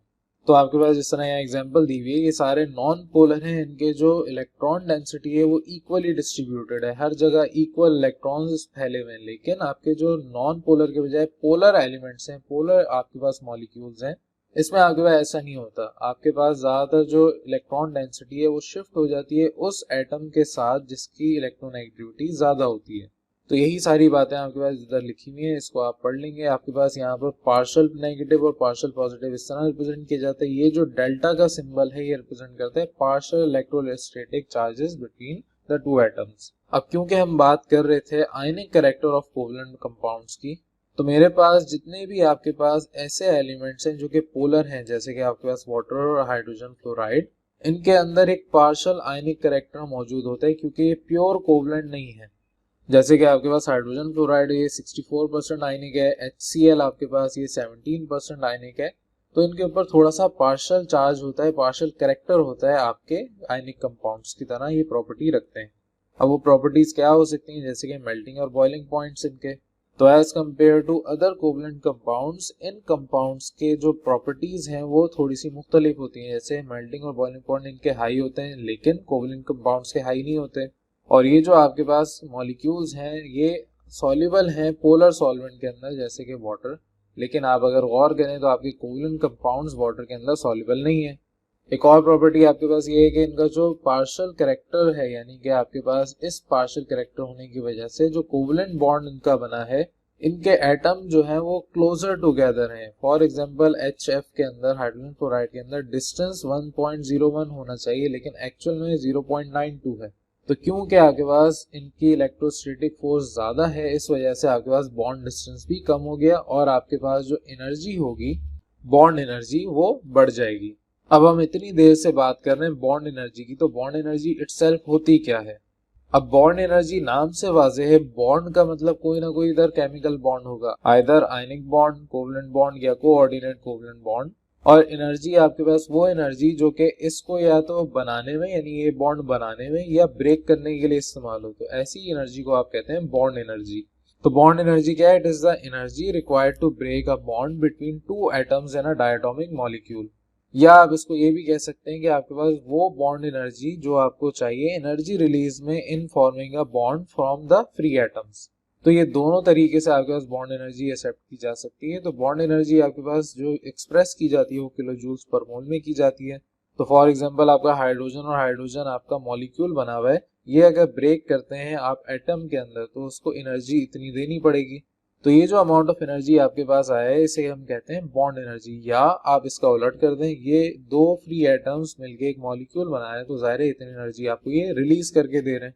तो बॉन्ड एनर्जी वो एनर्जी है जिसमें आप मॉलिक्यूल्स को ब्रेक करके एटम मिले हैं या एटम्स को कंबाइन करके मॉलिक्यूल मिले हैं, दोनों में आपको एनर्जी है तो रिलीज या एनर्जी गिव करनी पड़ेगी। तो बॉन्ड एनर्जी सिंपल ये है। बॉन्ड एनर्जी आपके पास अगर ब्रेकिंग ऑफ बॉन्ड हो रहा है तो आपके पास एंडोथर्मिक है, और अगर मेकिंग ऑफ बॉन्ड हो रहा है तो एक्सोथर्मिक है। ये पॉइंट आपका इंपॉर्टेंट है। अब जब भी आप टेक्स्ट पढ़ेंगे तो आपने ये देखना है कि आपके पास इंपॉर्टेंट पॉइंट्स क्या निकल के आ सकते हैं। फॉर एग्जांपल एमसीक्यू में क्या पूछे जा सकते हैं, तो आपके पास इस चैप्टर के अंदर बहुत सारे ऐसे छोटे छोटे पॉइंट्स हैं। जब आप बुक रीडिंग प्रॉपर करेंगे तो आप उन्हें हाईलाइट भी करते रहेंगे साथ साथ। अब बॉन्ड एनर्जी के ऊपर वापस बात करते हैं। इससे पता ये चलता है कि आपका जो बॉन्ड है उसकी स्ट्रेंथ कितनी है। तो ज्यादातर आपके पास जो बॉन्ड एनर्जी पोलर बॉन्ड्स की है ये ज्यादा होती है as compare to pure covalent bonds जो कि नॉन पोलर होते हैं। यहाँ पे आप एग्जाम्पल इसकी देख भी सकते हैं। तो आपके पास यहाँ पर एक टेबल गिवन है जिसके अंदर बताया हुआ है कि आपके पास कितनी बॉन्ड एनर्जी रिक्वायर्ड है पोलर मॉलिक्यूल्स के लिए। तो बॉन्ड एनर्जी जो है it also depends upon the partial ionic character of a covalent bond. जितना ज्यादा आपका आयनिक कैरेक्टर होगा उतनी ज्यादा वैल्यू होगी बॉन्ड एनर्जी की। तो अभी हम फैक्टर्स के ऊपर बात कर रहे हैं। तो आपका इसके अलावा बॉन्ड डिस्टेंस भी एक टर्म है जिसके ऊपर आपकी बॉन्ड एनर्जी डिपेंड करती है। जितना ज्यादा आपके पास शॉर्टर डिस्टेंस होगा उतनी ज्यादा आपकी बॉन्ड एनर्जी होगी, और साथ साथ आपका बॉन्ड भी उतना ज्यादा ही स्ट्रांग होगा। जैसे कि आप अगर ट्रिपल बॉन्ड की बात करें तो ये आपके पास ज्यादातर शॉर्टर होता है, तो इसकी एनर्जी भी ज्यादा होती है। यानी आप इधर टेबल पे अगर देखें तो आपके पास जो बॉन्ड है यहाँ पर, अगर सिंगल कोवलेंट बॉन्ड देखें तो उसकी एनर्जी के लिहाज से आप यहाँ पर कंपेयर कर सकते हैं। डबल कोवलेंट बॉन्ड और ट्रिपल कोवलेंट बॉन्ड आपस में अगर कंपेयर करें तो एनर्जी आपके पास बढ़ रही है और आपके पास जो डिस्टेंस है वो कम हो रहा है। अब इस कॉन्सेप्ट को समझने से हमें फायदा ये होता है कि हमें अंडरस्टैंडिंग हो जाती है, बेटर अंडरस्टैंडिंग होती है केमिकल रिएक्टिविटी की। तो फॉर एग्जांपल आपके पास bond energies of hydrogen and oxygen आपकी बहुत ज्यादा होती हैं किसी भी आपके डायटोमिक मॉलिक्यूल में, जैसे हाइड्रोजन मॉलिक्यूल और आपका ऑक्सीजन मॉलिक्यूल। तो जब भी ये आपस में कोलाइड करेंगे with each other at room temperature तो ये आपके सिंपली दूर दूर रिबाउंड हो जाएंगे और कोई केमिकल रिएक्शन नहीं होगा। ऐसा नहीं होगा कि ये आपका हाइड्रोजन और ऑक्सीजन मिलकर वाटर बना ले। तो इस बॉन्ड एनर्जी को समझने से हमें ये पता चल जाता है कि किस कंडीशन पे कौन सी गैसेज या कौन सा एलिमेंट क्या बिहेव करेंगे। यहाँ तक के जितने भी कॉन्सेप्ट आपको मैंने अभी समझाए ये सब आपके क्लियर होने चाहिए आगे चलने से पहले। अगर आप सिग्मा और पाई बॉन्ड जो कि हमारा नेक्स्ट टॉपिक है इसको पहले पढ़ना शुरू कर दें, पिछले कॉन्सेप्ट क्लियर ना करें तो आपको समझ कुछ भी नहीं आएगा। तो अगले टॉपिक को स्टार्ट करने से पहले अपने पिछले टॉपिक्स रिवाइज कर लें, यानी इस वीडियो को यहाँ पर स्टॉप करके आप अपने पिछले टॉपिक्स को एक दफा दोबारा समझें। आप YouTube के ऊपर दूसरी वीडियोस को भी देख के हेल्प आउट ले सकते हैं। आप अपने कॉन्सेप्ट क्लियर करें ताकि इस आगे समझने से पहले हमारे पिछले कॉन्सेप्ट्स क्लियर हो। अब चलते हैं नेक्स्ट टॉपिक की तरफ, जो कि हमारा सिग्मा और पाई बॉन्ड है। इसको स्टार्ट करने से पहले थोड़ी सी हिस्ट्री हमें समझ आनी चाहिए। इसको स्टार्ट करने से पहले थोड़ी सी हिस्ट्री हमें पता होनी चाहिए। जैसे कि आपके पास लुईस साहब थे, इन्होंने कोवलेंट कंपाउंड्स के लिए, कोवलेंट बॉन्ड्स के लिए इंट्रोड्यूस करवाया था कॉन्सेप्ट फॉर इलेक्ट्रॉन पेयर। लेकिन इस इलेक्ट्रॉन पेयर कॉन्सेप्ट से कुछ प्रॉब्लम्स ये आई थी कि ये ज्योमेट्रिकल और मैग्नेटिक प्रॉपर्टीज को नहीं समझा सकता था।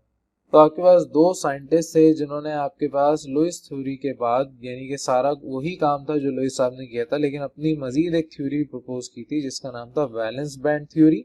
और उसके बाद कुछ और साइंटिस्ट ने मिलके आपके एक और अल्टरनेटिव थ्योरी डेवलप की थी जिसको आप कहते हैं मॉलिक्यूलर ऑर्बिटल थ्योरी। तो नाम से आपको यहाँ पे समझ आ रहा होगा कि वैलेंस बॉन्ड थ्योरी का मतलब आपके पास वैलेंस का मतलब वैलेंस कोई ना कोई शेल होगा, वैलेंस इलेक्ट्रॉन होंगे और जो बॉन्ड बन रहा होगा उनकी वजह से, तो वो वैलेंस बॉन्ड थ्योरी। और जो आपने चैप्टर 3 में ऑर्बिटल्स का कॉन्सेप्ट समझा था, जो बोहर ने ऑर्बिटल्स समझाए थे, तो उसी तरीके से मॉलिक्यूल्स में ऑर्बिटल्स हैं s p d f वगैरह। ये सारे ऑर्बिटल्स आपके मिलके अगर इनको थोड़ा सा रीअरेंज किया जाए तो एक थ्योरी इन्होंने बना दी जिसका नाम था मॉलिक्यूलर ऑर्बिटल थ्योरी। इनकी एब्रीविएशन ये आपने याद रखनी है। अब इन थ्योरीज के ऊपर डिस्कस करते हैं थोड़ा। तो इन दोनों थ्योरीज के मुताबिक जो कोवलेंट बॉन्ड आपका बन रहा है, it is formed because of the overlap of the atomic orbitals. यानी कि आपके जो एटॉमिक ऑर्बिटल्स हैं ये आपस में ओवरलैप करते हैं, एक ऑर्बिट के ऊपर दूसरा ऑर्बिट आ जाता है, तो ये ओवरलैपिंग होती है। इस वजह से आपके पास यहाँ पर कोवलेंट बॉन्ड फॉर्म हो जाता है। अब दोनों में फर्क क्या है? आपके पास जो वैलेंस बॉन्ड थ्योरी है ये कहता है कि आपके बॉन्डिंग इलेक्ट्रॉन्स ऑक्यूपाई करते हैं एटॉमिक ऑर्बिटल्स को। एटॉमिक ऑर्बिटल का मतलब आपके पास एटम के पास अगर कोई ऑर्बिट है, जैसे कि s p d या f, कोई भी ऑर्बिट है, ये उसको ऑक्यूपाई करता है आपका इलेक्ट्रॉन जाके। लेकिन जो मॉलिक्यूलर ऑर्बिटल थ्योरी है ये कहता है कि आपका इलेक्ट्रॉन ऑक्यूपाई करता है मॉलिक्यूलर ऑर्बिटल को एज अ होल। यानी एटम आपके पास दो इस तरीके के मिलके आपस में शेयरिंग कर रहे होंगे यहाँ पर, लेकिन ये कहते हैं कि मॉलिक्यूल आपका एज अ होल बन जाता है। तो जो न्यूक्लियस इधर यहाँ मौजूद था ये अलग अलग है। ये न्यूक्लियस दोनों आपस में मिलके एक ही शेल बना लेते हैं, एक ही ऑर्बिट बना लेते हैं, और इसको इन्होंने नाम दिया मॉलिक्यूलर ऑर्बिटल। अब जो भी मैंने डिस्कस किया है कि आपके पास डिफरेंस क्या है एटॉमिक और मॉलिक्यूलर ऑर्बिटल में, आपका जो इलेक्ट्रॉन्स हैं एटॉमिक ऑर्बिटल के, ये वन न्यूक्लियस से इन्फ्लुएंस होते हैं, यानी कि मोनोसेंट्रिक होते हैं। लेकिन जो आपका मॉलिक्यूलर ऑर्बिटल है ये influence by more than one nucleus, यानी कि दो या दो से ज्यादा भी हो सकते हैं, पॉलीसेंट्रिक इसको कहा जाता है। तो according to molecular orbital theory, linear combination of atomic orbital, ये एब्रीविएशन आपको याद रखनी है। तो ये जो linear combination of atomic orbitals है ये दो काइंड्स के मॉलिक्यूलर ऑर्बिटल आपको देता है। पहली काइंड यानी कि फर्स्ट टाइप आपके पास है ऐसा मॉलिक्यूलर ऑर्बिटल जिसकी हाई इलेक्ट्रॉन डेंसिटी हो, जिसमें इलेक्ट्रॉन्स बहुत ज्यादा मौजूद हो उस रीजन में जहां पर आपके पास दो nuclei having lower energy. Lower energy का मतलब स्टेबिलिटी इनकी बड़ी हुई होगी, ज्यादा होगी as compare to the parent atomic orbital. For example दो मॉलिक्यूल्स आपके, फॉर एग्जाम्पल दो एटम्स आपके मॉलिक्यूल बना रहे हैं, हाइड्रोजन और दूसरा भी हाइड्रोजन ही है, तो आपके पास यहाँ पर पेरेंट एटॉमिक हाइड्रोजन जो होगा उसके मुताबिक आपके पास अगर उसकी एनर्जी देखी जाए तो ज्यादा है, और अगर आप हाइड्रोजन मॉलिक्यूल की एनर्जी देखें दोनों की कंबाइन करके, एटॉमिक की या मॉलिक्यूल की, तो मॉलिक्यूल की एनर्जी कम होगी। ये सब हम बात पीछे डिस्कस करके आ चुके हैं। तो इस तरह के जो आपके पास ऑर्बिटल होंगे उन्हें कहा जाएगा मॉलिक्यूलर बॉन्डिंग ऑर्बिटल। ये तो आपके पास एक काइंड थी। अब दूसरी काइंड आपके पास है जो दूसरा मॉलिक्यूलर ऑर्बिटल होगा जिसके पास हाई एनर्जी होगी। एक के पास लो एनर्जी थी, स्टेबिलिटी ज्यादा थी, दूसरे के पास हाई एनर्जी है with a nodal plane. Nodal plane का मतलब आपके पास कोई ना कोई ऐसा नोड होगा जिसमें आपके इलेक्ट्रॉन्स ट्रांसफर हो सकते हैं, ट्रेवल कर सकते हैं, लेकिन इटसेल्फ वहां पे इलेक्ट्रॉन्स एग्जिस्ट नहीं करते। तो नोडल प्लेन आपके पास वो जगह होती है जहाँ पे इलेक्ट्रॉन एग्जिस्ट नहीं करते, तो जाहिर है वहाँ पे इलेक्ट्रॉन डेंसिटी भी लो होगी आपके पास बिटवीन द टू न्यूक्लियाई। तो दोनों न्यूक्लियाई वही हैं, लेकिन उस पोजीशन पे आपके पास इलेक्ट्रॉन्स कम होंगे, और क्योंकि इस प्रॉपर्टी की वजह से, इस बिहेवियर की वजह से ये लेस स्टेबल जगह होगी। और अगर आप एनर्जी देखें तो आपके पास एनर्जी यहाँ पर ज्यादा होगी एज कम्पेयर टू पेरेंट आपके जो एटॉमिक्स हैं। तो इस तरह का जो मॉलिक्यूलर ऑर्बिटल आपको मिल रहा है ये कहलाता है एंटी बॉन्डिंग मॉलिक्यूलर ऑर्बिटल। तो आपके पास दो टाइप के मॉलिक्यूलर ऑर्बिटल हैं, एक बॉन्डिंग और दूसरा एंटी बॉन्डिंग। अब ये बॉन्डिंग और एंटी बॉन्डिंग के दरमियान एनर्जी डिफरेंस क्या है इस डायग्राम के थ्रू समझा रहा हूँ। तो आपके पास यहाँ पर एनर्जी इंक्रीज हो रही है, और आपके पास यहाँ पर जो एटॉमिक ऑर्बिटल था, ये आपके पास एक एटॉमिक ऑर्बिटल था, ये दूसरा एटॉमिक ऑर्बिटल था। जब इन दोनों ने आपस में कंबाइन होना था तो जाहिर इलेक्ट्रॉन यहाँ पे आने के बजाय पेयर बनाएगा। तो ये इलेक्ट्रॉन एक इधर आ गया और दूसरा इलेक्ट्रॉन ये इधर आ गया। इन्होंने यहाँ पर एक ऑर्बिटल कंप्लीट कर लिया, लेकिन ये ऑर्बिटल खाली रह गया। तो जहां पर आपके पास इलेक्ट्रॉन की डेंसिटी ज्यादा है ये कहलाता है बॉन्डिंग ऑर्बिटल, और जहां पर इलेक्ट्रॉन की डेंसिटी नहीं है, कम है, वो कहलाता है एंटी बॉन्डिंग मॉलिक्यूलर ऑर्बिटल। इसके अगर आप एग्जांपल लें तो आपके पास हाइड्रोजन का एक एटम देखते हैं। हाइड्रोजन के एक एटम में फॉर एग्जांपल ये एक इलेक्ट्रॉन है, इसी तरीके से यहाँ पर एक एटम है, इसके पास भी एक इलेक्ट्रॉन है। अब ये दोनों अपना एक एक इलेक्ट्रॉन अगर शेयर करवाएंगे, फॉर एग्जाम्पल ये इलेक्ट्रॉन इधर आ गया तो ये इलेक्ट्रॉन यहाँ आने पर इसके पास यहाँ पर जगह खाली हो गई। अब जब इसकी जगह खाली हो गई है तो आपके पास यहाँ पर जो ऑर्बिटल था इसके इलेक्ट्रॉन्स खत्म हो गए। ये जो ऑर्बिटल है ये कहलाता है एंटी बॉन्डिंग मॉलिक्यूलर ऑर्बिटल। तो सिंपल आपके पास ये कॉन्सेप्ट था एंटी बॉन्डिंग और बॉन्डिंग मॉलिक्यूलर ऑर्बिटल्स का। अब क्योंकि टॉपिक हमारा था सिग्मा और पाई बॉन्ड, तो अब वापस आते हैं उसकी तरफ। तो जो बॉन्डिंग मॉलिक्यूलर ऑर्बिटल्स हैं आपके पास, जो कि फॉर्म कर रहे हैं अपने आप लीनियर कॉम्बिनेशन और overlap of between two atomic orbitals. तो इन टू एटॉमिक ऑर्बिटल्स के ओवरलैप या लीनियर कॉम्बिनेशन से जो आपका बॉन्ड क्रिएट हो रहा है उसे आप कहते हैं सिग्मा बॉन्ड। इसको इस तरीके से रिप्रेजेंट किया जाता है। और ऐसे बॉन्डिंग मॉलिक्यूलर ऑर्बिटल्स जो कि आपके पैरेलल ओवरलैप से फॉर्म हो रहे हैं तो उन्हें कहा जाता है आपके पास पाई बॉन्ड। अब सिग्मा बॉन्ड को थोड़ा डिटेल में डिस्कस करते हैं। सिग्मा बॉन्ड आपके पास क्या है, लीनियर या ओवरलैप आप करते हैं हेड टू हेड। अब याद रहे किसी भी ऑर्बिटल के दो कोने होते हैं, एक हेड और दूसरा टेल। तो यहाँ पर हेड टू हेड ओवरलैप किए जाते हैं। आपके जो जितने भी एटॉमिक ऑर्बिटल्स हैं जैसे s to s, s to p या p टू p, ये सारे के सारे आपको सिग्मा बॉन्ड बना के देते हैं। यहाँ s रिप्रेजेंट सिग्मा को नहीं कर रहा है, s रिप्रेजेंट कर रहा है s ऑर्बिटल को, p रिप्रेजेंट कर रहा है p ऑर्बिटल को। ये सारे ऑर्बिटल्स डिस्कस हम पिछले चैप्टर में डिटेल में कर चुके हैं। और इसी के साथ साथ आपके पास दूसरा होता है sigma anti bonding molecular orbital. अब जो सिग्मा बॉन्ड है वो ज्यादा स्फेरिकल रिप्रेजेंट किया जाता है। आपके पास स्फेरिकल s ऑर्बिटल भी होता है। ये जब आपके पास दो s ऑर्बिटल आपस में कंबाइन होंगे तो आपको इस तरीके की कोई शेप इस तरह से बना के देंगे। ये जो आपके पास ऑर्बिटल बना ये कहलाता है सिग्मा बॉन्ड या सिग्मा बॉन्डिंग ऑर्बिटल। अब जो सिग्मा बॉन्डिंग ऑर्बिटल है ये लीनियरली सिमेट्रिकल होता है about its axis. About its axis का मतलब यहाँ पर से लेके जितना डिस्टेंस होगा उतना ही डिस्टेंस यहाँ तक होगा, और जितना आपके पास डिस्टेंस ये होगा उतना ही डिस्टेंस ये भी होगा। इसी तरीके से जेड डायरेक्शन में भी सेम। तो आपके पास ये लीनियरली सिमेट्रिकल होता है जिसमें आपके पास कनेक्टिंग टू न्यूक्लियर, जिसको आप इंटर न्यूक्लियर एक्सिस भी कहते हैं। और जो आपके पास इस टाइप के बॉन्ड में इलेक्ट्रॉन्स मौजूद होते हैं उसे आप कहते हैं सिग्मा इलेक्ट्रॉन्स। अब क्योंकि सिग्मा बॉन्ड आपके पास लीनियर होता है, हेड टू हेड होता है, तो आपके पास मैक्सिमम ओवरलैप यहाँ पर हो रहा होता है। और इस मैक्सिमम ओवरलैपिंग की वजह से आपके पास सिग्मा बॉन्ड्स जितने भी हैं वो बहुत स्ट्रॉन्ग बॉन्ड्स कहलाते हैं। अब s टू s टाइप यानी s ऑर्बिटल और दूसरा भी s ऑर्बिटल जब आपस में ओवरलैप होगा, जैसे कि हाइड्रोजन मॉलिक्यूल, तो हाइड्रोजन मॉलिक्यूल के पास 1s1 इसका ऑर्बिटल होता है। ये 1s1 दूसरे हाइड्रोजन के 1s1 ऑर्बिटल से आपस में ओवरलैप होगा तो ये सिग्मा बॉन्डिंग ऑर्बिटल बनाएंगे। और जो आपके पास सिंगल कोवलेंट बॉन्ड मॉलिक्यूल आपका बन रहा है हाइड्रोजन का, इसके अंदर एक एंटी बॉन्डिंग ऑर्बिटल भी मौजूद है जिसके अंदर आपका इलेक्ट्रॉन अनऑक्यूपाइड है, जो भी हमने डायग्राम में भी डिस्कस किया था। इसी तरीके से नेक्स्ट आपके पास है sp type overlapping. sp type overlapping में क्या होता है, आपके पास जैसे कि हाइड्रोजन और फ्लोरीन आपस में मिलके एक बॉन्ड बना रहे हैं, हाइड्रोजन फ्लोराइड। हाइड्रोजन के पास 1s1 है और फ्लोरीन की जब आप इलेक्ट्रॉनिक कॉन्फ़िगरेशन करते हैं तो उसके पास 2p ऑर्बिटल आता है। तो आपके पास 1s1 ऑर्बिटल और ये जो 2p ऑर्बिटल है ये आपस में ओवरलैपिंग करेंगे ताकि आपके पास सिग्मा बॉन्ड बन जाए। और सिग्मा बॉन्ड ऑर्बिटल बनने के बाद आपके पास ये कोवलेंट बॉन्ड बना लेते हैं आपस में हाइड्रोजन फ्लोराइड मॉलिक्यूल। जैसे कि यहाँ पर आगे आपके फिगर में डिस्कस किया हुआ है कि आपके पास जो p ऑर्बिटल है, हमने पढ़ा था कि डबल शेप होता है।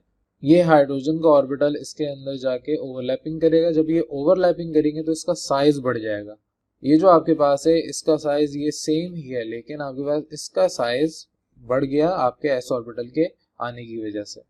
अब जब भी आपके पास सिग्मा बॉन्ड बनेगा तो उसके साथ सिग्मा एंटी बॉन्ड भी बनेगा, यानी सिग्मा बॉन्डिंग मॉलिक्यूलर ऑर्बिटल के साथ sigma anti bonding molecular orbital भी बनेगा।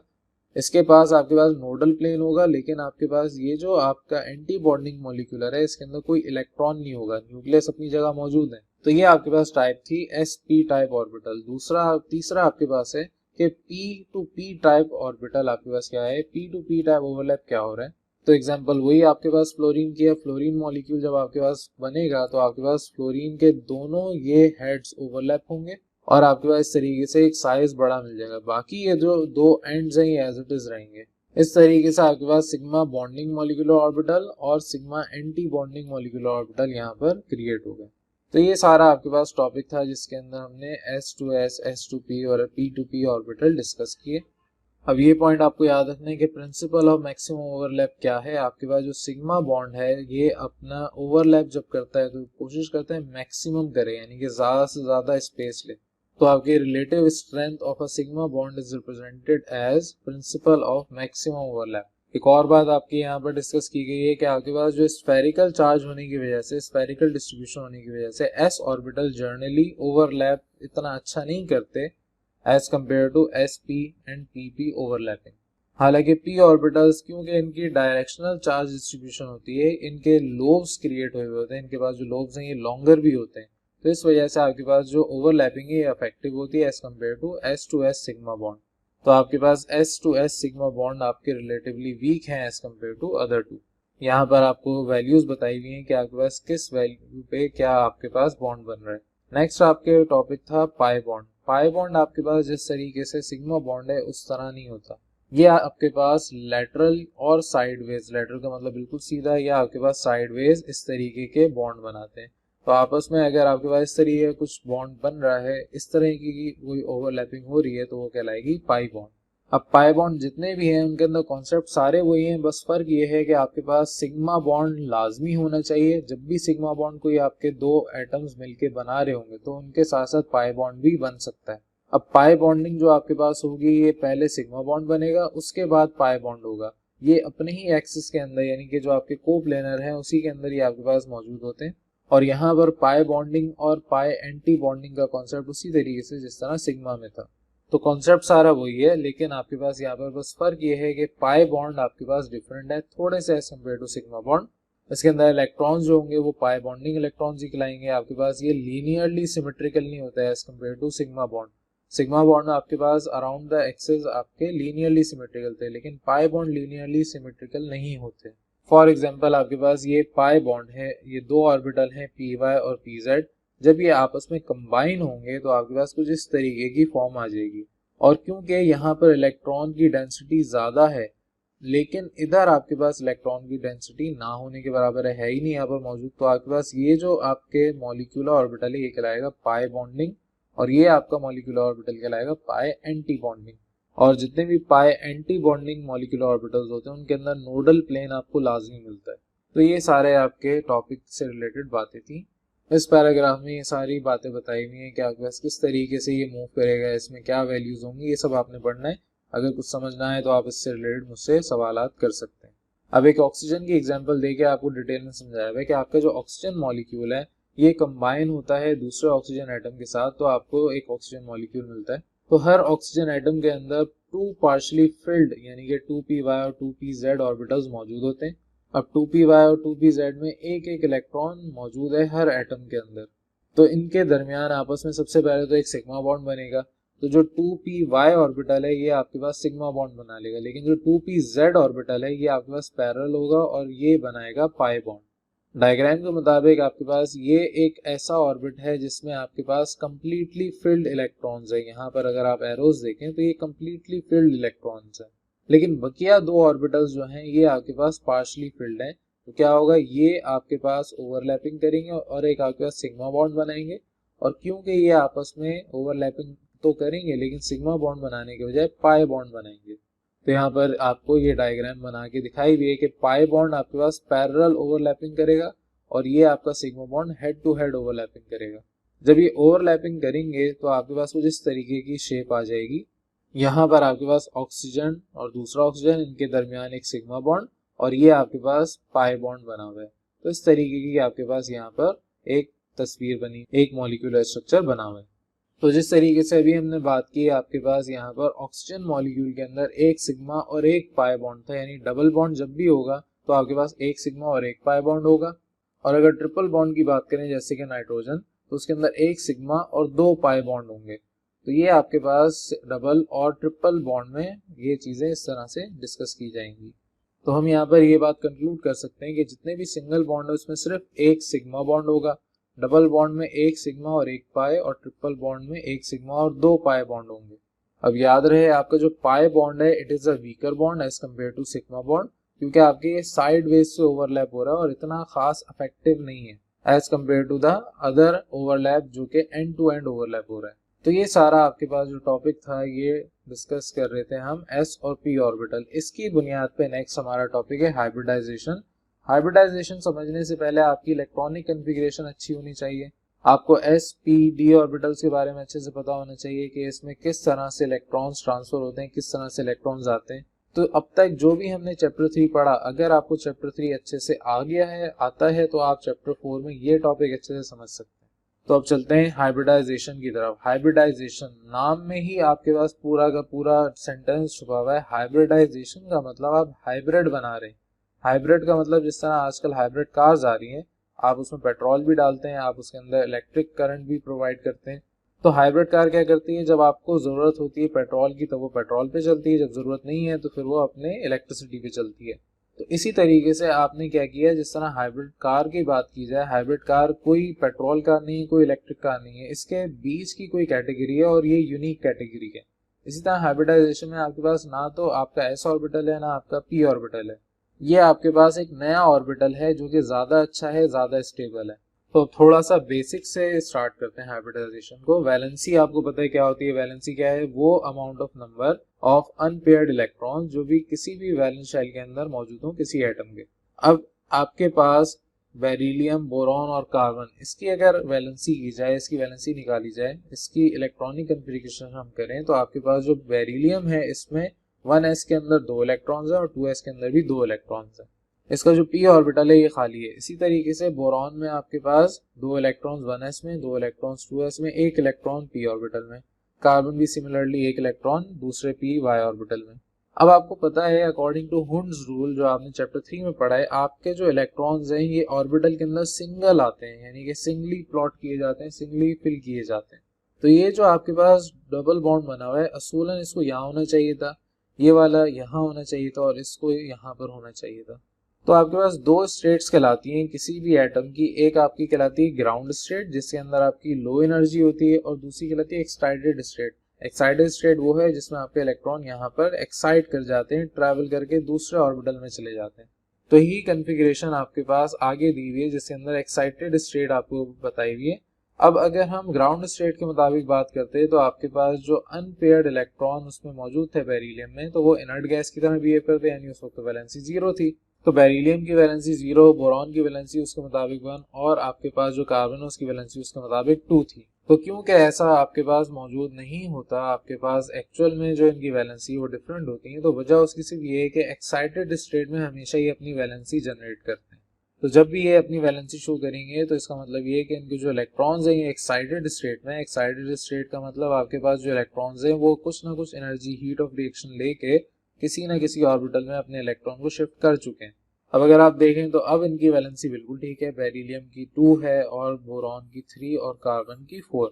ये 2 इलेक्ट्रॉन्स दे सकते हैं, ये 3 और ये 4 दे सकते हैं। अब अगर कार्बन की बात की जाए तो कार्बन के पास 4 इलेक्ट्रॉन्स जो हैं वो दे भी सकता है, ये 4 इलेक्ट्रॉन्स ले भी सकता है। तो बेसिकली इसके जो बॉन्ड बनाने की कैपेबिलिटी है, वैलेंसी है, वो 4 है। और जो कार्बन है आपके पास एट एक्साइटेड स्टेट, इसका जो स्ट्रक्चर है इसके अंदर 3 बॉन्ड्स बन सकते हैं पी ऑर्बिटल से और 1 बॉन्ड बन सकता है एस ऑर्बिटल से। तो ये क्या करता है, सिंगल बॉन्ड बनाता है एस ऑर्बिटल से सिग्मा बॉन्ड, और 3 पाई बॉन्ड इसके पास अभी भी मौजूद है। या फिर ये अपने वो बकिया 3 ऑर्बिटल जो पी ऑर्बिटल में, इसमें भी सिग्मा बॉन्ड बनाएगा दूसरे एटम के साथ। फॉर एग्जांपल मेरे पास मीथेन है CH4, कार्बन क्या करेगा, अपने सिग्मा बॉन्ड बनाएगा हर एक हाइड्रोजन एटम के साथ। तो आगे डिटेल में इसका स्ट्रक्चर पढ़ेंगे। तो आपका जो कार्बन है ये बनाता है 3 sp bonds eight right angles और एक S to S बॉन्ड जिसको आप सिग्मा बॉन्ड भी कह सकते हैं। आपके S से P तक भी सिग्मा बॉन्ड है, लेकिन S से S जो बॉन्ड होगा वो वीकर है, हमने पीछे डिस्कस किया था। इसी तरीके से आपके पास बेरिलियम क्लोराइड आपका है, ये भी आपके पास इसी तरीके से आइडेंटिकल और इक्विवेलेंट है जिस तरह से मीथेन। अब ये जो हाइब्राइड कॉन्सेप्ट दिया गया था हाइब्राइड ऑर्बिटल का, ये दिया था लिनस पॉलिंग साहब ने। इन्होंने अज्यूम किया था कि आपके पास जो एटॉमिक ऑर्बिटल्स हैं हैविंग इक्वल एनर्जीज, ये आपके पास कंबाइन किए जा सकते हैं इन वेरियस वेज, जिसके अंदर आपके पास एटम जो है इक्विवेलेंट हाइब्राइड ऑर्बिटल्स बना सकते हैं। तो यहाँ से हाइब्रिडाइजेशन की डेफिनेशन भी आती है कि the mixing of different atomic orbitals to produce the same number of equivalent orbitals having same shape and energy is known as hybridisation. तो जो आपके पास ऑर्बिटल्स आ रहे हैं इस तरीके से, उनको आप कहते हैं हाइब्रिड ऑर्बिटल्स, और ये आपके पास according to the number of mixing orbitals designated किए जाते हैं।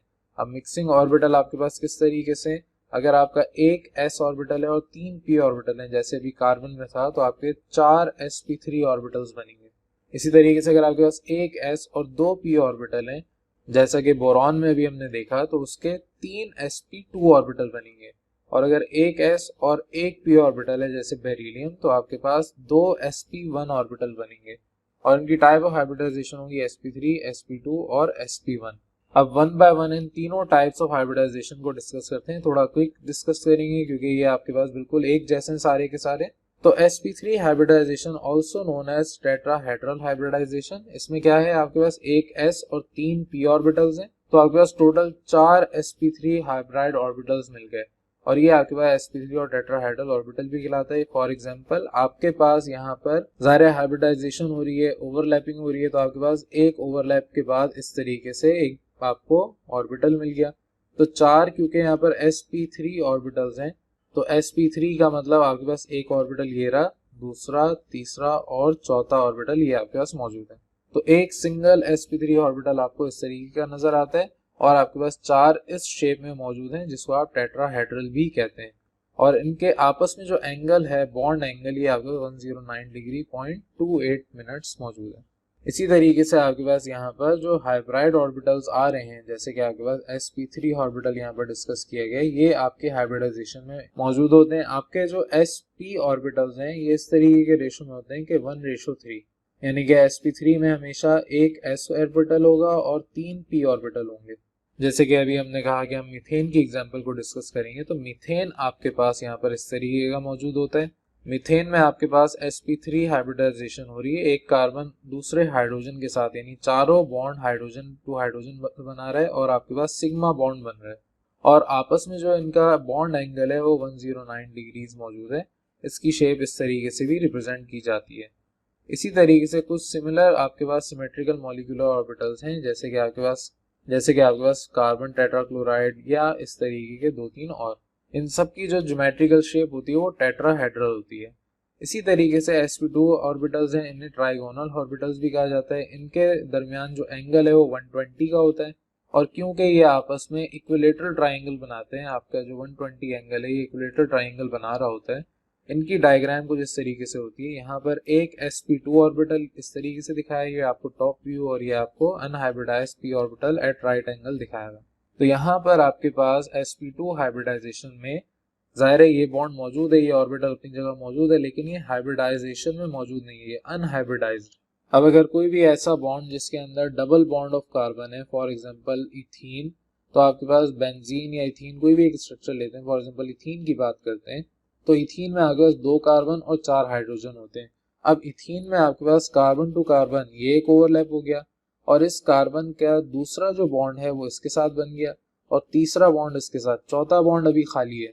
तो जो चौथा बॉन्ड है वो इस तरीके का अनहाइब्रिडाइज इस तरीके से आपके पास ओवरलैपिंग करेगा, जिसको आप पाई बॉन्ड कहते हैं। तो ये पाई बॉन्ड बेसिकली आपका डबल बॉन्ड है, जो कि कार्बन टू कार्बन है।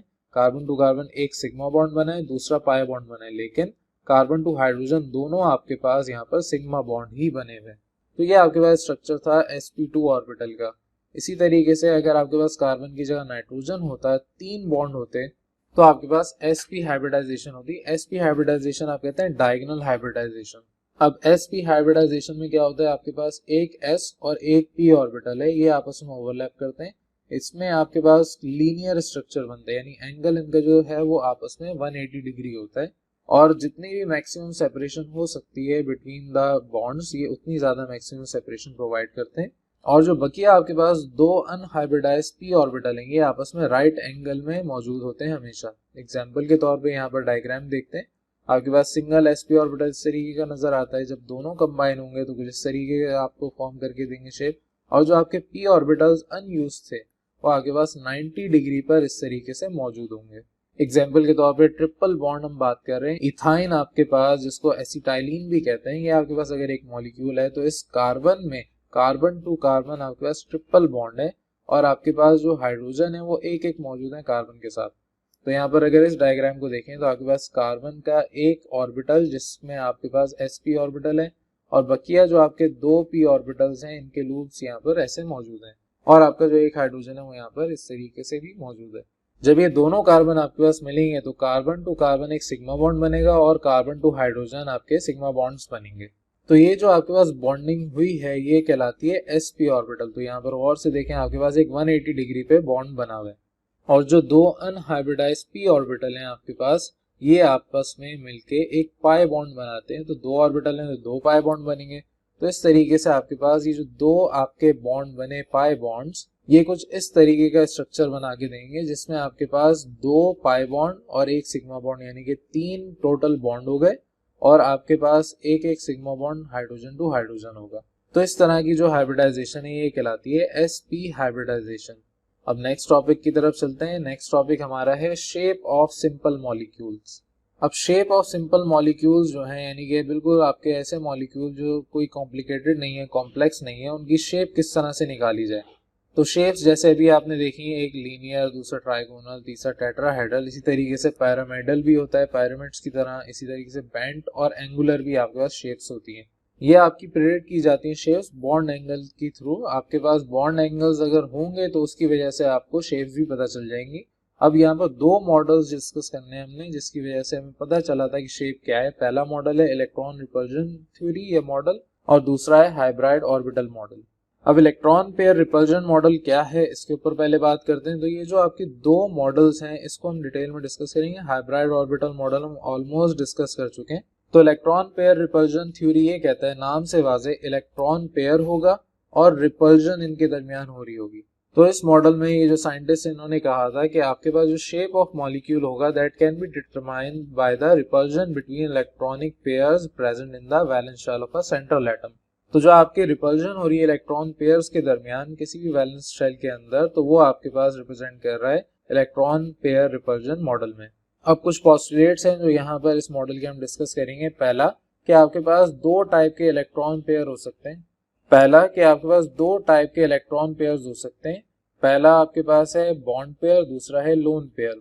बॉन्ड पेयर्स आप कहते हैं ऐसे पेयर्स ऑफ इलेक्ट्रॉन जो कि शेयरिंग ऑफ अनपेयर्ड इलेक्ट्रॉन है, यानी कि किसी शेयरिंग के थ्रू आपके पास ये बॉन्ड बना है और इस तरह के अनपेयर्ड इलेक्ट्रॉन्स जो कि आपके सराउंड होते हैं एटम्स में इनको कहा जाता है बॉन्ड पेयर्स। ये आपके कहलाते हैं एक्टिव सेट ऑफ इलेक्ट्रॉन्स।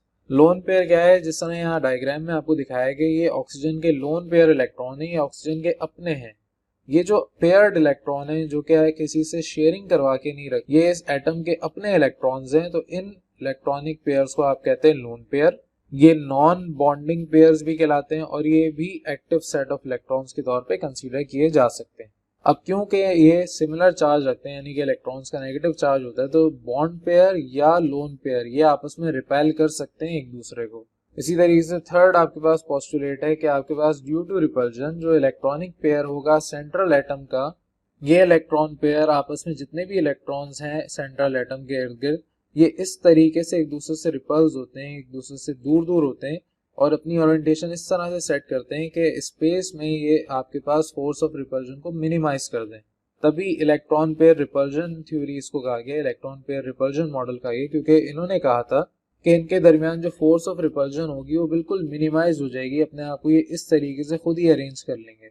तो इन्होंने आगे फोर्थ पोस्टुलेट कहा कि आपके पास जो फोर्स ऑफ रिपल्जन है between lone pairs and bond pairs ये सेम नहीं होती।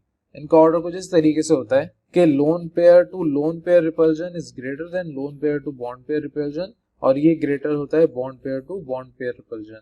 इसी तरीके से उन्होंने फिफ्थ पोस्टुलेट में कहा कि in case of molecule with double and triple bond जो पाई इलेक्ट्रॉनिक पेयर आपके पास हैं ये कंसीडर नहीं किए जाते as active set of electrons. इसी वजह से these are not included in the count of total electronic pair. अब सिक्स पोस्टुलेट में इन्होंने कहा है कि जो शेप ऑफ मॉलिक्यूल है it depends upon the total number of electron pair, चाहे वो बॉन्ड पेयर हो या लोन पेयर हो। इसको इन्होंने इस तरह से समराइज किया है कि जो नंबर ऑफ इलेक्ट्रॉन पेयर हैं सेंट्रल एटम के दरमियान, अगर आपके पास जो लीनियर स्ट्रक्चर बन रहा है तो दो इलेक्ट्रॉन पेयर होने पर आपका लीनियर स्ट्रक्चर बनेगा। इसी तरीके से तीन होंगे तो प्लेनर या ट्राइगोनल और अगर चार होंगे तो टेट्राहेड्रल आपको स्ट्रक्चर मिलेगा। इसका जो ज्योमेट्री है वो कुछ इस तरीके से आपको बनाई हुई हम पीछे डिस्कस करके आ चुके हैं और इनके एंगल्स भी हम पीछे डिस्कस कर चुके हैं। कुछ एग्जांपल्स यहाँ पर हैं जो पीछे भी हमने डिस्कस किए हैं, वो यहाँ पर इस तरीके से इन्होंने भी गिवन की हुई हैं।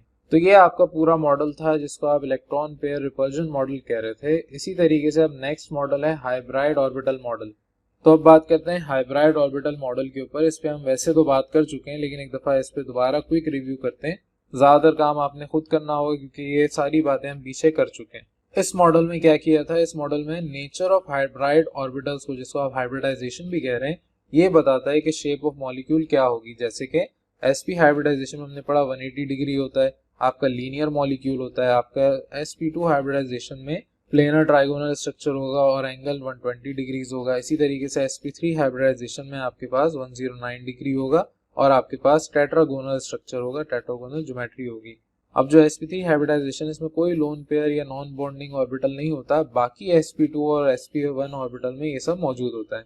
अब अगर आपके पास कोई ऐसा मॉलिक्यूल जिसके अंदर sp3 हाइब्रिडाइजेशन हो रही है लेकिन उसके अंदर एक नॉन बॉन्डिंग ऑर्बिटल मौजूद है, तो उसका जो स्ट्रक्चर होगा वो पिरामिडल होगा, यानी पिरामिड शेप का होगा। उसका जो एंगल है वो 107 होगा। और अगर sp3 हाइब्रिडाइजेशन है तो दो नॉन बॉन्डिंग ऑर्बिटल्स होंगे सेंट्रल एटम के दरमियान, और ये बेंट स्ट्रक्चर देगा या एंगुलर स्ट्रक्चर देगा। इनके दरमियान जो बॉन्ड एंगल है वो 104.5 डिग्रीज होगा। और इसी तरीके से जो लार्जर एटम्स हैं ग्रुप 6 और ग्रुप 5a के, जैसे कि फास्फोरस और सल्फर, ये आपके पास sp3 हाइब्रिडाइजेशन नहीं यूज करते, sp3 हाइब्राइड ऑर्बिटल्स नहीं यूज करते इन बॉन्ड मेकिंग। इंस्टेड ये क्या करते हैं, ये अपना यूटिलाइज करते हैं p ऑर्बिटल को, जिसमें आपके पास 90 डिग्री यानी कि राइट एंगल मौजूद होता है। बॉन्ड एंगल इनका 90 डिग्री होता है। इस तरह के जो कंपाउंड्स हैं ये आपके पास स्ट्रक्चर थोड़ा डिफरेंट रखते हैं। तो आपके पास लीनियर मॉलिक्यूल, जैसे कि हमने डिस्कस किया, अब हम इसको डिटेल में नहीं डिस्कस करेंगे क्योंकि पहले हम यही सारी चीजें डिस्कस कर चुके हैं। फॉर एग्जांपल लीनियर मॉलिक्यूल में हमने डिस्कस किया था इथाइन यानी कि एसिटाइलिन। यहाँ पर आपको बेरिलियम क्लोराइड गिवन है, तो है सारा काम वही सब कुछ सेम। तो ये सारा आपने खुद स्टडी करना है, इसमें किस तरीके से एंगल बन रहा है ये आपका होमवर्क है। तो अब तक जितनी भी मैंने डिस्कशन की वो सारी की सारी बातें यहाँ पर इस तरीके से लिखी हुई है। तो बस एग्जाम्पल चेंज किए, बाकी जो कुछ इसके अंदर थ्योरी लिखी है वो सारी वही है जो हमने अभी पीछे डिस्कस की है। अब याद रहे यहाँ पर मैं डिस्कस नहीं कर रहा, मैं पढ़ा नहीं रहा, लेकिन ये सब कुछ मैं पीछे पढ़ा चुका हूँ। ये सारी जो एग्जांपल्स अभी यहाँ पर मैं इसको आगे किए जा रहा हूँ, ये सारी की सारी एग्जांपल्स यहाँ पर मैं पीछे डिस्कस कर चुका हूँ, और इनमें जो कुछ भी लिखा हुआ है वो सारी की सारी बातें हम पीछे भी कर चुके हैं। तो जितनी भी चीजें यहाँ पर हैं, चाहे वो पिरामिडल शेप हो या आपके पास एंगुलर शेप हो, कुछ भी हो, ये सब अभी हम डिस्कस कर चुके हैं। तो ये सारा यहाँ तक जो मैंने स्किप किया है ये आपका काम है। अगर इसमें कुछ समझ नहीं आता तो आप मुझसे पूछ सकते हैं, आप मुझे मैसेज करके बता दें, कमेंट में लिख के बता दें, जैसे भी आपको आसानी हो आप मुझसे पूछ सकते हैं। तो अपने नेक्स्ट टॉपिक की तरफ चलते हैं जो कि हाइड्रोजन बॉन्डिंग। छोटा सा टॉपिक है, ये आपने पढ़ा भी है। हाइड्रोजन बॉन्डिंग कहते क्या है, हाइड्रोजन बॉन्डिंग आप कहते हैं। अच्छा, अब इसको स्टार्ट करने से पहले दो कॉन्सेप्ट्स आपके क्विक रिवाइज कर रहा हूँ। आपके पास दो टाइप की फोर्सेस होती हैं, एक आपके पास इंट्रामोलिक्यूलर फोर्सेस, ये शायद पहले भी डिस्कस कर चुका हूँ, और दूसरी आपके पास होती है इंटरमोलिक्यूलर फोर्सेस। तो इंट्रामोलिक्यूलर फोर्सेस आपके पास ऐसी फोर्सेस हैं जो अभी हमने डिस्कस की, जैसे कि ionic bond, covalent bond, coordinate covalent bond. Intramolecular forces होती हैं बिटवीन टू एटम्स। तो जब भी दो एटम्स बाय शेयरिंग और ट्रांसफरिंग ऑफ इलेक्ट्रॉन जैसे भी वो अपना बॉन्ड बना रहे हैं, तो जब भी आपके पास बॉन्ड फॉर्मेशन होगी उस टाइप की फोर्स को आप कहेंगे इंट्रामोलिक्यूलर फोर्स, यानी मॉलिक्यूल के अंदर, विद इन द मॉलिक्यूल। आपके पास विद इन द मॉलिक्यूल का मतलब with in the atoms, between atoms. और दूसरी टाइप ऑफ फोर्स होती है इंटरमोलिक्यूलर फोर्स। इंटरमोलिक्यूलर फोर्स कहते हैं molecule two molecule. For example एक वाटर का मॉलिक्यूल ये रहा और इसके साथ आपके ये दो हाइड्रोजन है, और दूसरा आपके पास वाटर का मॉलिक्यूल ये रहा, इसके दो हाइड्रोजन यहाँ पर मौजूद है। अब ये जो हाइड्रोजन है आपके पास ये अट्रैक्ट होगा टूवर्ड्स ऑक्सीजन, तो ये जो फोर्स आपके पास मौजूद होगी ये कहलाएगी इंटरमोलिक्यूलर फोर्स। तो ऐसी फोर्स जो कि मॉलिक्यूल टू मॉलिक्यूल के दरमियान है इसको हम कहते हैं इंटरमोलिक्यूलर फोर्स, और ये सारी की सारी वीक फोर्सेस होती हैं और ये आपके पास स्ट्रॉन्ग फोर्सेस होती हैं। तो आपके पास हाइड्रोजन बॉन्ड जो है, हाइड्रोजन बॉन्डिंग, ये एक ऐसी फोर्स है, इंटरमोलिक्यूलर फोर्स है, जो आपके पास एग्जिस्ट करती है बिटवीन मॉलिक्यूल टू मॉलिक्यूल। जिस तरह कोवलेंट बॉन्ड, आयनिक बॉन्ड है, ये सारे आपके प्राइमरी बॉन्ड्स हैं, इनके पास एनर्जी ज्यादा होती है, इनकी फोर्सेस ज्यादा होती हैं। लेकिन आपके दूसरी टाइप जो है जिसमें आपके physical interaction of hydrogen atom आता है, उसे आप कहते हैं हाइड्रोजन बॉन्डिंग। अब इसकी एग्जांपल देखते हैं। आपके पास वो फोर्स ऑफ अट्रैक्शन जिसके अंदर हाइड्रोजन इन्वॉल्व हो रहा है उसे आप कहते हैं हाइड्रोजन बॉन्डिंग। ये आपके पास also known as protonic bridge, ये आपके प्रोटोनिक ब्रिज के नाम से भी पहचाना जाता है। और ये जो आपके पास हाइड्रोजन बॉन्ड है it represents as a dotted line. अब इसको थोड़ा डिटेल में समझते हैं। आपके पास जैसे हाइड्रोजन फ्लोराइड और वाटर है, एग्जांपल वाटर की पहले देखते हैं। आपके पास एक ऑक्सीजन, उसके साथ बॉन्ड है हाइड्रोजन, और ये आपके पास दूसरा हाइड्रोजन इसके साथ बॉन्ड है। इसी तरीके से आपके पास ऑक्सीजन, ये सारे मौजूद हैं, ये सारे एक वाटर मॉलिक्यूल आपके पास यहाँ पर मौजूद हैं। अब होता क्या है, आपके पास जो हाइड्रोजन है ये फोर्स ऑफ अट्रैक्शन अट्रैक्ट होता है टुवर्ड्स दिस ऑक्सीजन। वजह उसकी ये है कि oxygen is an electronegative element, आपके पास हाइड्रोजन इसकी तरफ अट्रैक्ट होगा। अब ये सारे हाइड्रोजन इसकी तरफ जब अट्रैक्ट होंगे तो ज़ाहिर है हमने इसको डॉटेड रिप्रेजेंट किया है, और इस तरह से आपके पास एक चेन बन जाएगी हाइड्रोजन की, जो अट्रैक्ट हो रहे होंगे दूसरे ऑक्सीजन के साथ भी। अपने ऑक्सीजन के साथ तो ये सारे अट्रैक्टेड हैं ही, लेकिन ये दूसरे ऑक्सीजन के साथ भी अट्रैक्ट हो रहे होते हैं। तो इस तरह की जो फोर्स ऑफ अट्रैक्शन है उसे कहा जाता है हाइड्रोजन बॉन्डिंग। अब हाइड्रोजन फ्लोराइड एक और एग्जांपल है, इसके अंदर भी इसी तरीके की एग्जांपल देखें। आपके पास यहाँ पर हाइड्रोजन इस फ्लोरीन के साथ अट्रैक्ट हो रहा है, और इसी तरीके से ये सारे हाइड्रोजन एक चेन बना के अट्रैक्ट हो रहे हैं टुवर्ड्स अदर इलेक्ट्रोनेगेटिव एलिमेंट्स। अब एक और सवाल यहाँ पर आता है कि आपके पास इन दोनों में से कौन सी हाइड्रोजन बॉन्डिंग स्ट्रॉन्ग है।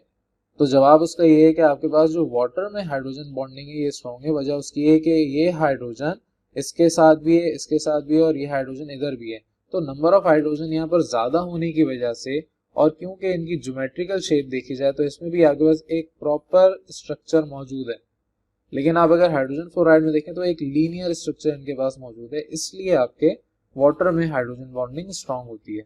अब यही सारी बातें आपके पास यहाँ पर लिखी हुई है पैराग्राफ की फॉर्म में, कि आपके पास जितने भी ऐसे एलिमेंट्स जिसमें कोवलेंट बॉन्ड मौजूद हो और हाइड्रोजन आपके पास वहां पर एग्जिस्ट कर रहा हो, तो हाइड्रोजन वहां पर इंटरमॉलिक्यूलर फोर्स ऑफ अट्रैक्शन की वजह से हाइड्रोजन बॉन्डिंग क्रिएट कर लेगा। अब इस पैराग्राफ में ये बात लिखी है कि किसकी इलेक्ट्रोनेगेटिविटी ज्यादा है और किसकी इलेक्ट्रोनेगेटिविटी कम है, और इस बेसिस पे हाइड्रोजन किसके पास अट्रैक्ट ज्यादा होगा। तो जाहिर है जिसकी इलेक्ट्रोनेगेटिविटी ज्यादा है उस तरफ ज्यादा अट्रैक्शन होगी। तो ये आपके पास इस तरीके से ये पैराग्राफ पूरा लिखा हुआ है, और इसमें ये रीजन भी जो भी मैंने समझाया है कि ऑक्सीजन के साथ ज्यादा अट्रैक्शन है हाइड्रोजन की, क्योंकि प्रॉपर स्ट्रक्चर है, इस वजह से वाटर में आपके पास हाइड्रोजन बॉन्डिंग ज्यादा है। और क्योंकि हाइड्रोजन बॉन्डिंग एक सेकेंडरी बॉन्ड के तौर पे माना जाता है, इसकी जो बॉन्ड एनर्जी है वो कम है काफी as compare to other primary bonds. तो आपके पास यहाँ पर कोवलेंट बॉन्ड की एनर्जी ज्यादा है एज कम्पेयर टू हाइड्रोजन। ये जाहिर सी बात है, आपके पास जो इंटरमॉलिक्यूलर फोर्सेज हैं और जो आपके इंट्रामॉलिक्यूलर फोर्सेज हैं, दोनों में काफी अच्छा खासा फर्क होता है। अब क्योंकि हाइड्रोजन आपके पास थोड़ा सा आयनिक कैरेक्टर शो कर रहा होता है, थोड़ा सा आपकी इलेक्ट्रोनेगेटिविटी ज्यादा होने की वजह से इनकी जो प्रॉपर्टीज हैं जैसे कि higher melting and boiling points, तो ये प्रॉपर्टीज थोड़ी सी चेंज हो जाती हैं। और ये पैराग्राफ आपने पढ़ना है जिसमें ये डिटेल में बताया कि आपके पास क्यों हाइड्रोजन फ्लोराइड में हाइड्रोजन बॉन्डिंग वीक होती है। ये सारी बात मैं पीछे बता चुका हूँ। इस पैराग्राफ में एक इंपॉर्टेंट बात आपसे जिक्र की गई है जो कि है anomalous behaviour of water. Anomalous behaviour of water में पीछे पिछले चैप्टर में भी डिस्कस कर चुका हूँ। होता क्या है, आपकी जो हाइड्रोजन बॉन्डिंग है इसकी वजह से ये एनामोलस बिहेवियर होता है। अब अगर आगे मैं डायग्राम में भी डिस्कस करूंगा, आपके पास जो स्ट्रक्चर ऑफ आइस है ये आपके पास प्रॉपर एक स्ट्रक्चर रखता है, और इस स्ट्रक्चर की वजह से आपका जो वाटर है ये अब नॉर्मली बिहेव करता है बिटवीन 0 to 4 डिग्री सेंटीग्रेड। तो आपके पास आगे डायग्राम की तरफ चलते हैं। डायग्राम में आपके पास ये वाली डायग्राम रिप्रेजेंट कर रही है कि अब normal melting and boiling points of water, या जो भी आपके पास हाइड्रोजन बॉन्डिंग वाले एलिमेंट्स हैं। ये इतना इंपॉर्टेंट नहीं है, अगर आपको समझना है तो आप इसको देख सकते हैं, बिल्कुल सिंपल सी डायग्राम है। मैं इसके ऊपर अब बात कर रहा हूँ। आपके पास यहाँ पर ए यानी कि ये ऑक्सीजन है, इसके साथ 2 हाइड्रोजन मौजूद हैं, ये दूसरा ऑक्सीजन, ये तीसरा, चौथा और पांचवा। अब ये जितने भी ऑक्सीजन हैं इसके साथ ये हाइड्रोजन बॉन्डिंग बनाकर अट्रैक्ट हो रहा है। तो जब आपके पास 0 से 4 डिग्री सेंटीग्रेड तक का बिहेवियर होता है तो पानी आपके पास, फर्ज करते हैं आपने एक बर्तन में पानी रखा, आपने यहाँ तक पानी फिल किया था, जब आप इसको जमाने रखेंगे, बर्फ बनाएंगे, तो ये पानी अपना लेवल राइज करके यहाँ तक आ जाएगा। अब ये पानी का लेवल यहाँ तक आपने फिल किया था, लेकिन ये राइज करके इधर आ गया। वजह उसकी ये है कि पानी आपका 4 डिग्री सेंटीग्रेड से 0 डिग्री सेंटीग्रेड तक जब जाता है तो एक्सपेंड हो जाता है। हालांकि लिक्विड के साथ ऐसा नहीं है, लिक्विड आपके कॉन्ट्रैक्ट होते हैं ऑन कूलिंग, हम कूलिंग कर रहे हैं, पानी एक वाहिद ऐसे जो एक्सपेंड होता है। वजह उसकी ये है कि आपकी जो हाइड्रोजन बॉन्डिंग है ये ब्रेक हो जाती है, और जब ब्रेक होती है तो ये दरमियान में जो आपके पास बॉन्ड है ये जगह खाली हो जाती है और इनके दरमियान स्पेस बढ़ जाता है, तो इस वजह से पानी एक्सपेंड हो जाता है। और जैसे ही आप 0 डिग्री सेंटीग्रेड से नीचे आते हैं 4 डिग्री सेंटीग्रेड पर, अब आप हीटिंग कर रहे हैं तो आपके पास पानी का लेवल वापस कम हो जाता है क्योंकि हाइड्रोजन बॉन्डिंग दोबारा जनरेट होना शुरू हो जाती है। तो यहाँ पर एक और बात वायोलेट कर रही है पानी के लिए कि आपके पास लिक्विड एक्सपैंड ऑन हीटिंग, तो यहाँ पर आपके पास लिक्विड कॉन्ट्रैक्ट हो रहा है ऑन हीटिंग। तो आपकी जो बर्फ है उसकी अरेंजमेंट कुछ इस तरीके से है कि आपकी जो आइस है इसका ओपन स्ट्रक्चर हो जाता है तो लार्ज वॉल्यूम हो जाता है, हाइड्रोजन बॉन्डिंग खत्म हो जाती है। इसी वजह से ice is less denser then liquid water. तो यहाँ पर आपके पास सॉलिड जो है अमूमन ज्यादा डेंसिटी रखता है एज कम्पेयर टू लिक्विड, लेकिन यहाँ पर थोड़ा उल्टा हिसाब है पानी के लिए, just because of the hydrogen bonds between. अभी हाइड्रोजन बॉन्ड ब्रेक हुए होते हैं जब आइस आपकी जो है मेल्ट होना शुरू होती है, और फिर बाद में जब आपकी कंप्लीटली मेल्ट हो जाती है तो मॉलिक्यूल्स कंप्लीटली क्लोज हो जाते हैं और हाइड्रोजन बॉन्डिंग दोबारा से जनरेट हो जाती है। इस वजह से जो पानी है उसकी डेंसिटी हाई होना शुरू हो जाती है। तो आपके पास at 4 degree centigrade water has the maximum density, और इस बिहेवियर को जैसे मैंने कहा एनामोलस बिहेवियर कहते हैं। और ये एक्सपेंड होने पर यानी कि आपके पास 4 डिग्री सेंटीग्रेड से 0 डिग्री सेंटीग्रेड पे आ रहे हैं, आप उसको जो है ठंडा कर रहे हैं, आप कूल कर रहे हैं, ये एक्सपेंड हो रहा है। और जब आप इसको 0 से 4 डिग्री सेंटीग्रेड पे लेके आ रहे हैं तो ये कॉन्ट्रैक्ट हो रहा है। तो लिक्विड आपके पास थोड़ा सा एबनॉर्मली बिहेव कर रहा है as compare to the other substances. तो ये था आपका चैप्टर नंबर 4 जो मैंने आज डिस्कस करना था। कंप्लीट चैप्टर मैंने डिस्कस किया है, जो चीजें मैंने स्किप की हैं वो सारी हम पीछे इस चैप्टर में डिस्कस कर चुके हैं, वही आपके पास दूसरे अंदाज में लिखी गई हैं, बातें सारी वही हैं। तो इसलिए मैंने इसमें आपको होमवर्क के लिए कुछ एग्जांपल्स छोड़ दिए, वो आपने खुद पढ़नी है, वो आपका एज अ होमवर्क होगा, आपकी ये एक्सरसाइज सॉल्यूशन होगा। याद रहे ये चैप्टर इंतहाई अहम है एमसीक्यूज के पॉइंट ऑफ व्यू से, एप्टीट्यूड के पॉइंट ऑफ व्यू से। अगर आपने इस चैप्टर में कुछ भी स्किप किया तो आपके पास बहुत प्रॉब्लम हो जाएगी। जब आप एग्जाम में बैठेंगे तो ऐसी ऐसी बातें इस चैप्टर से पूछी जाएंगी जो आपको समझ ही नहीं आएंगी अगर आपने इसको डिटेल में डिस्कस नहीं किया। उम्मीद है आपको ये चैप्टर समझ आया होगा। अगर नहीं समझ आया तो आप इस वीडियो को एक दफ़ा दोबारा देखें, और अगर कोई भी क्यूरी है, कोई भी क्वेश्चन है तो आप मुझसे डायरेक्ट पूछ सकते हैं। Thank you for watching. अल्लाह हाफिज़।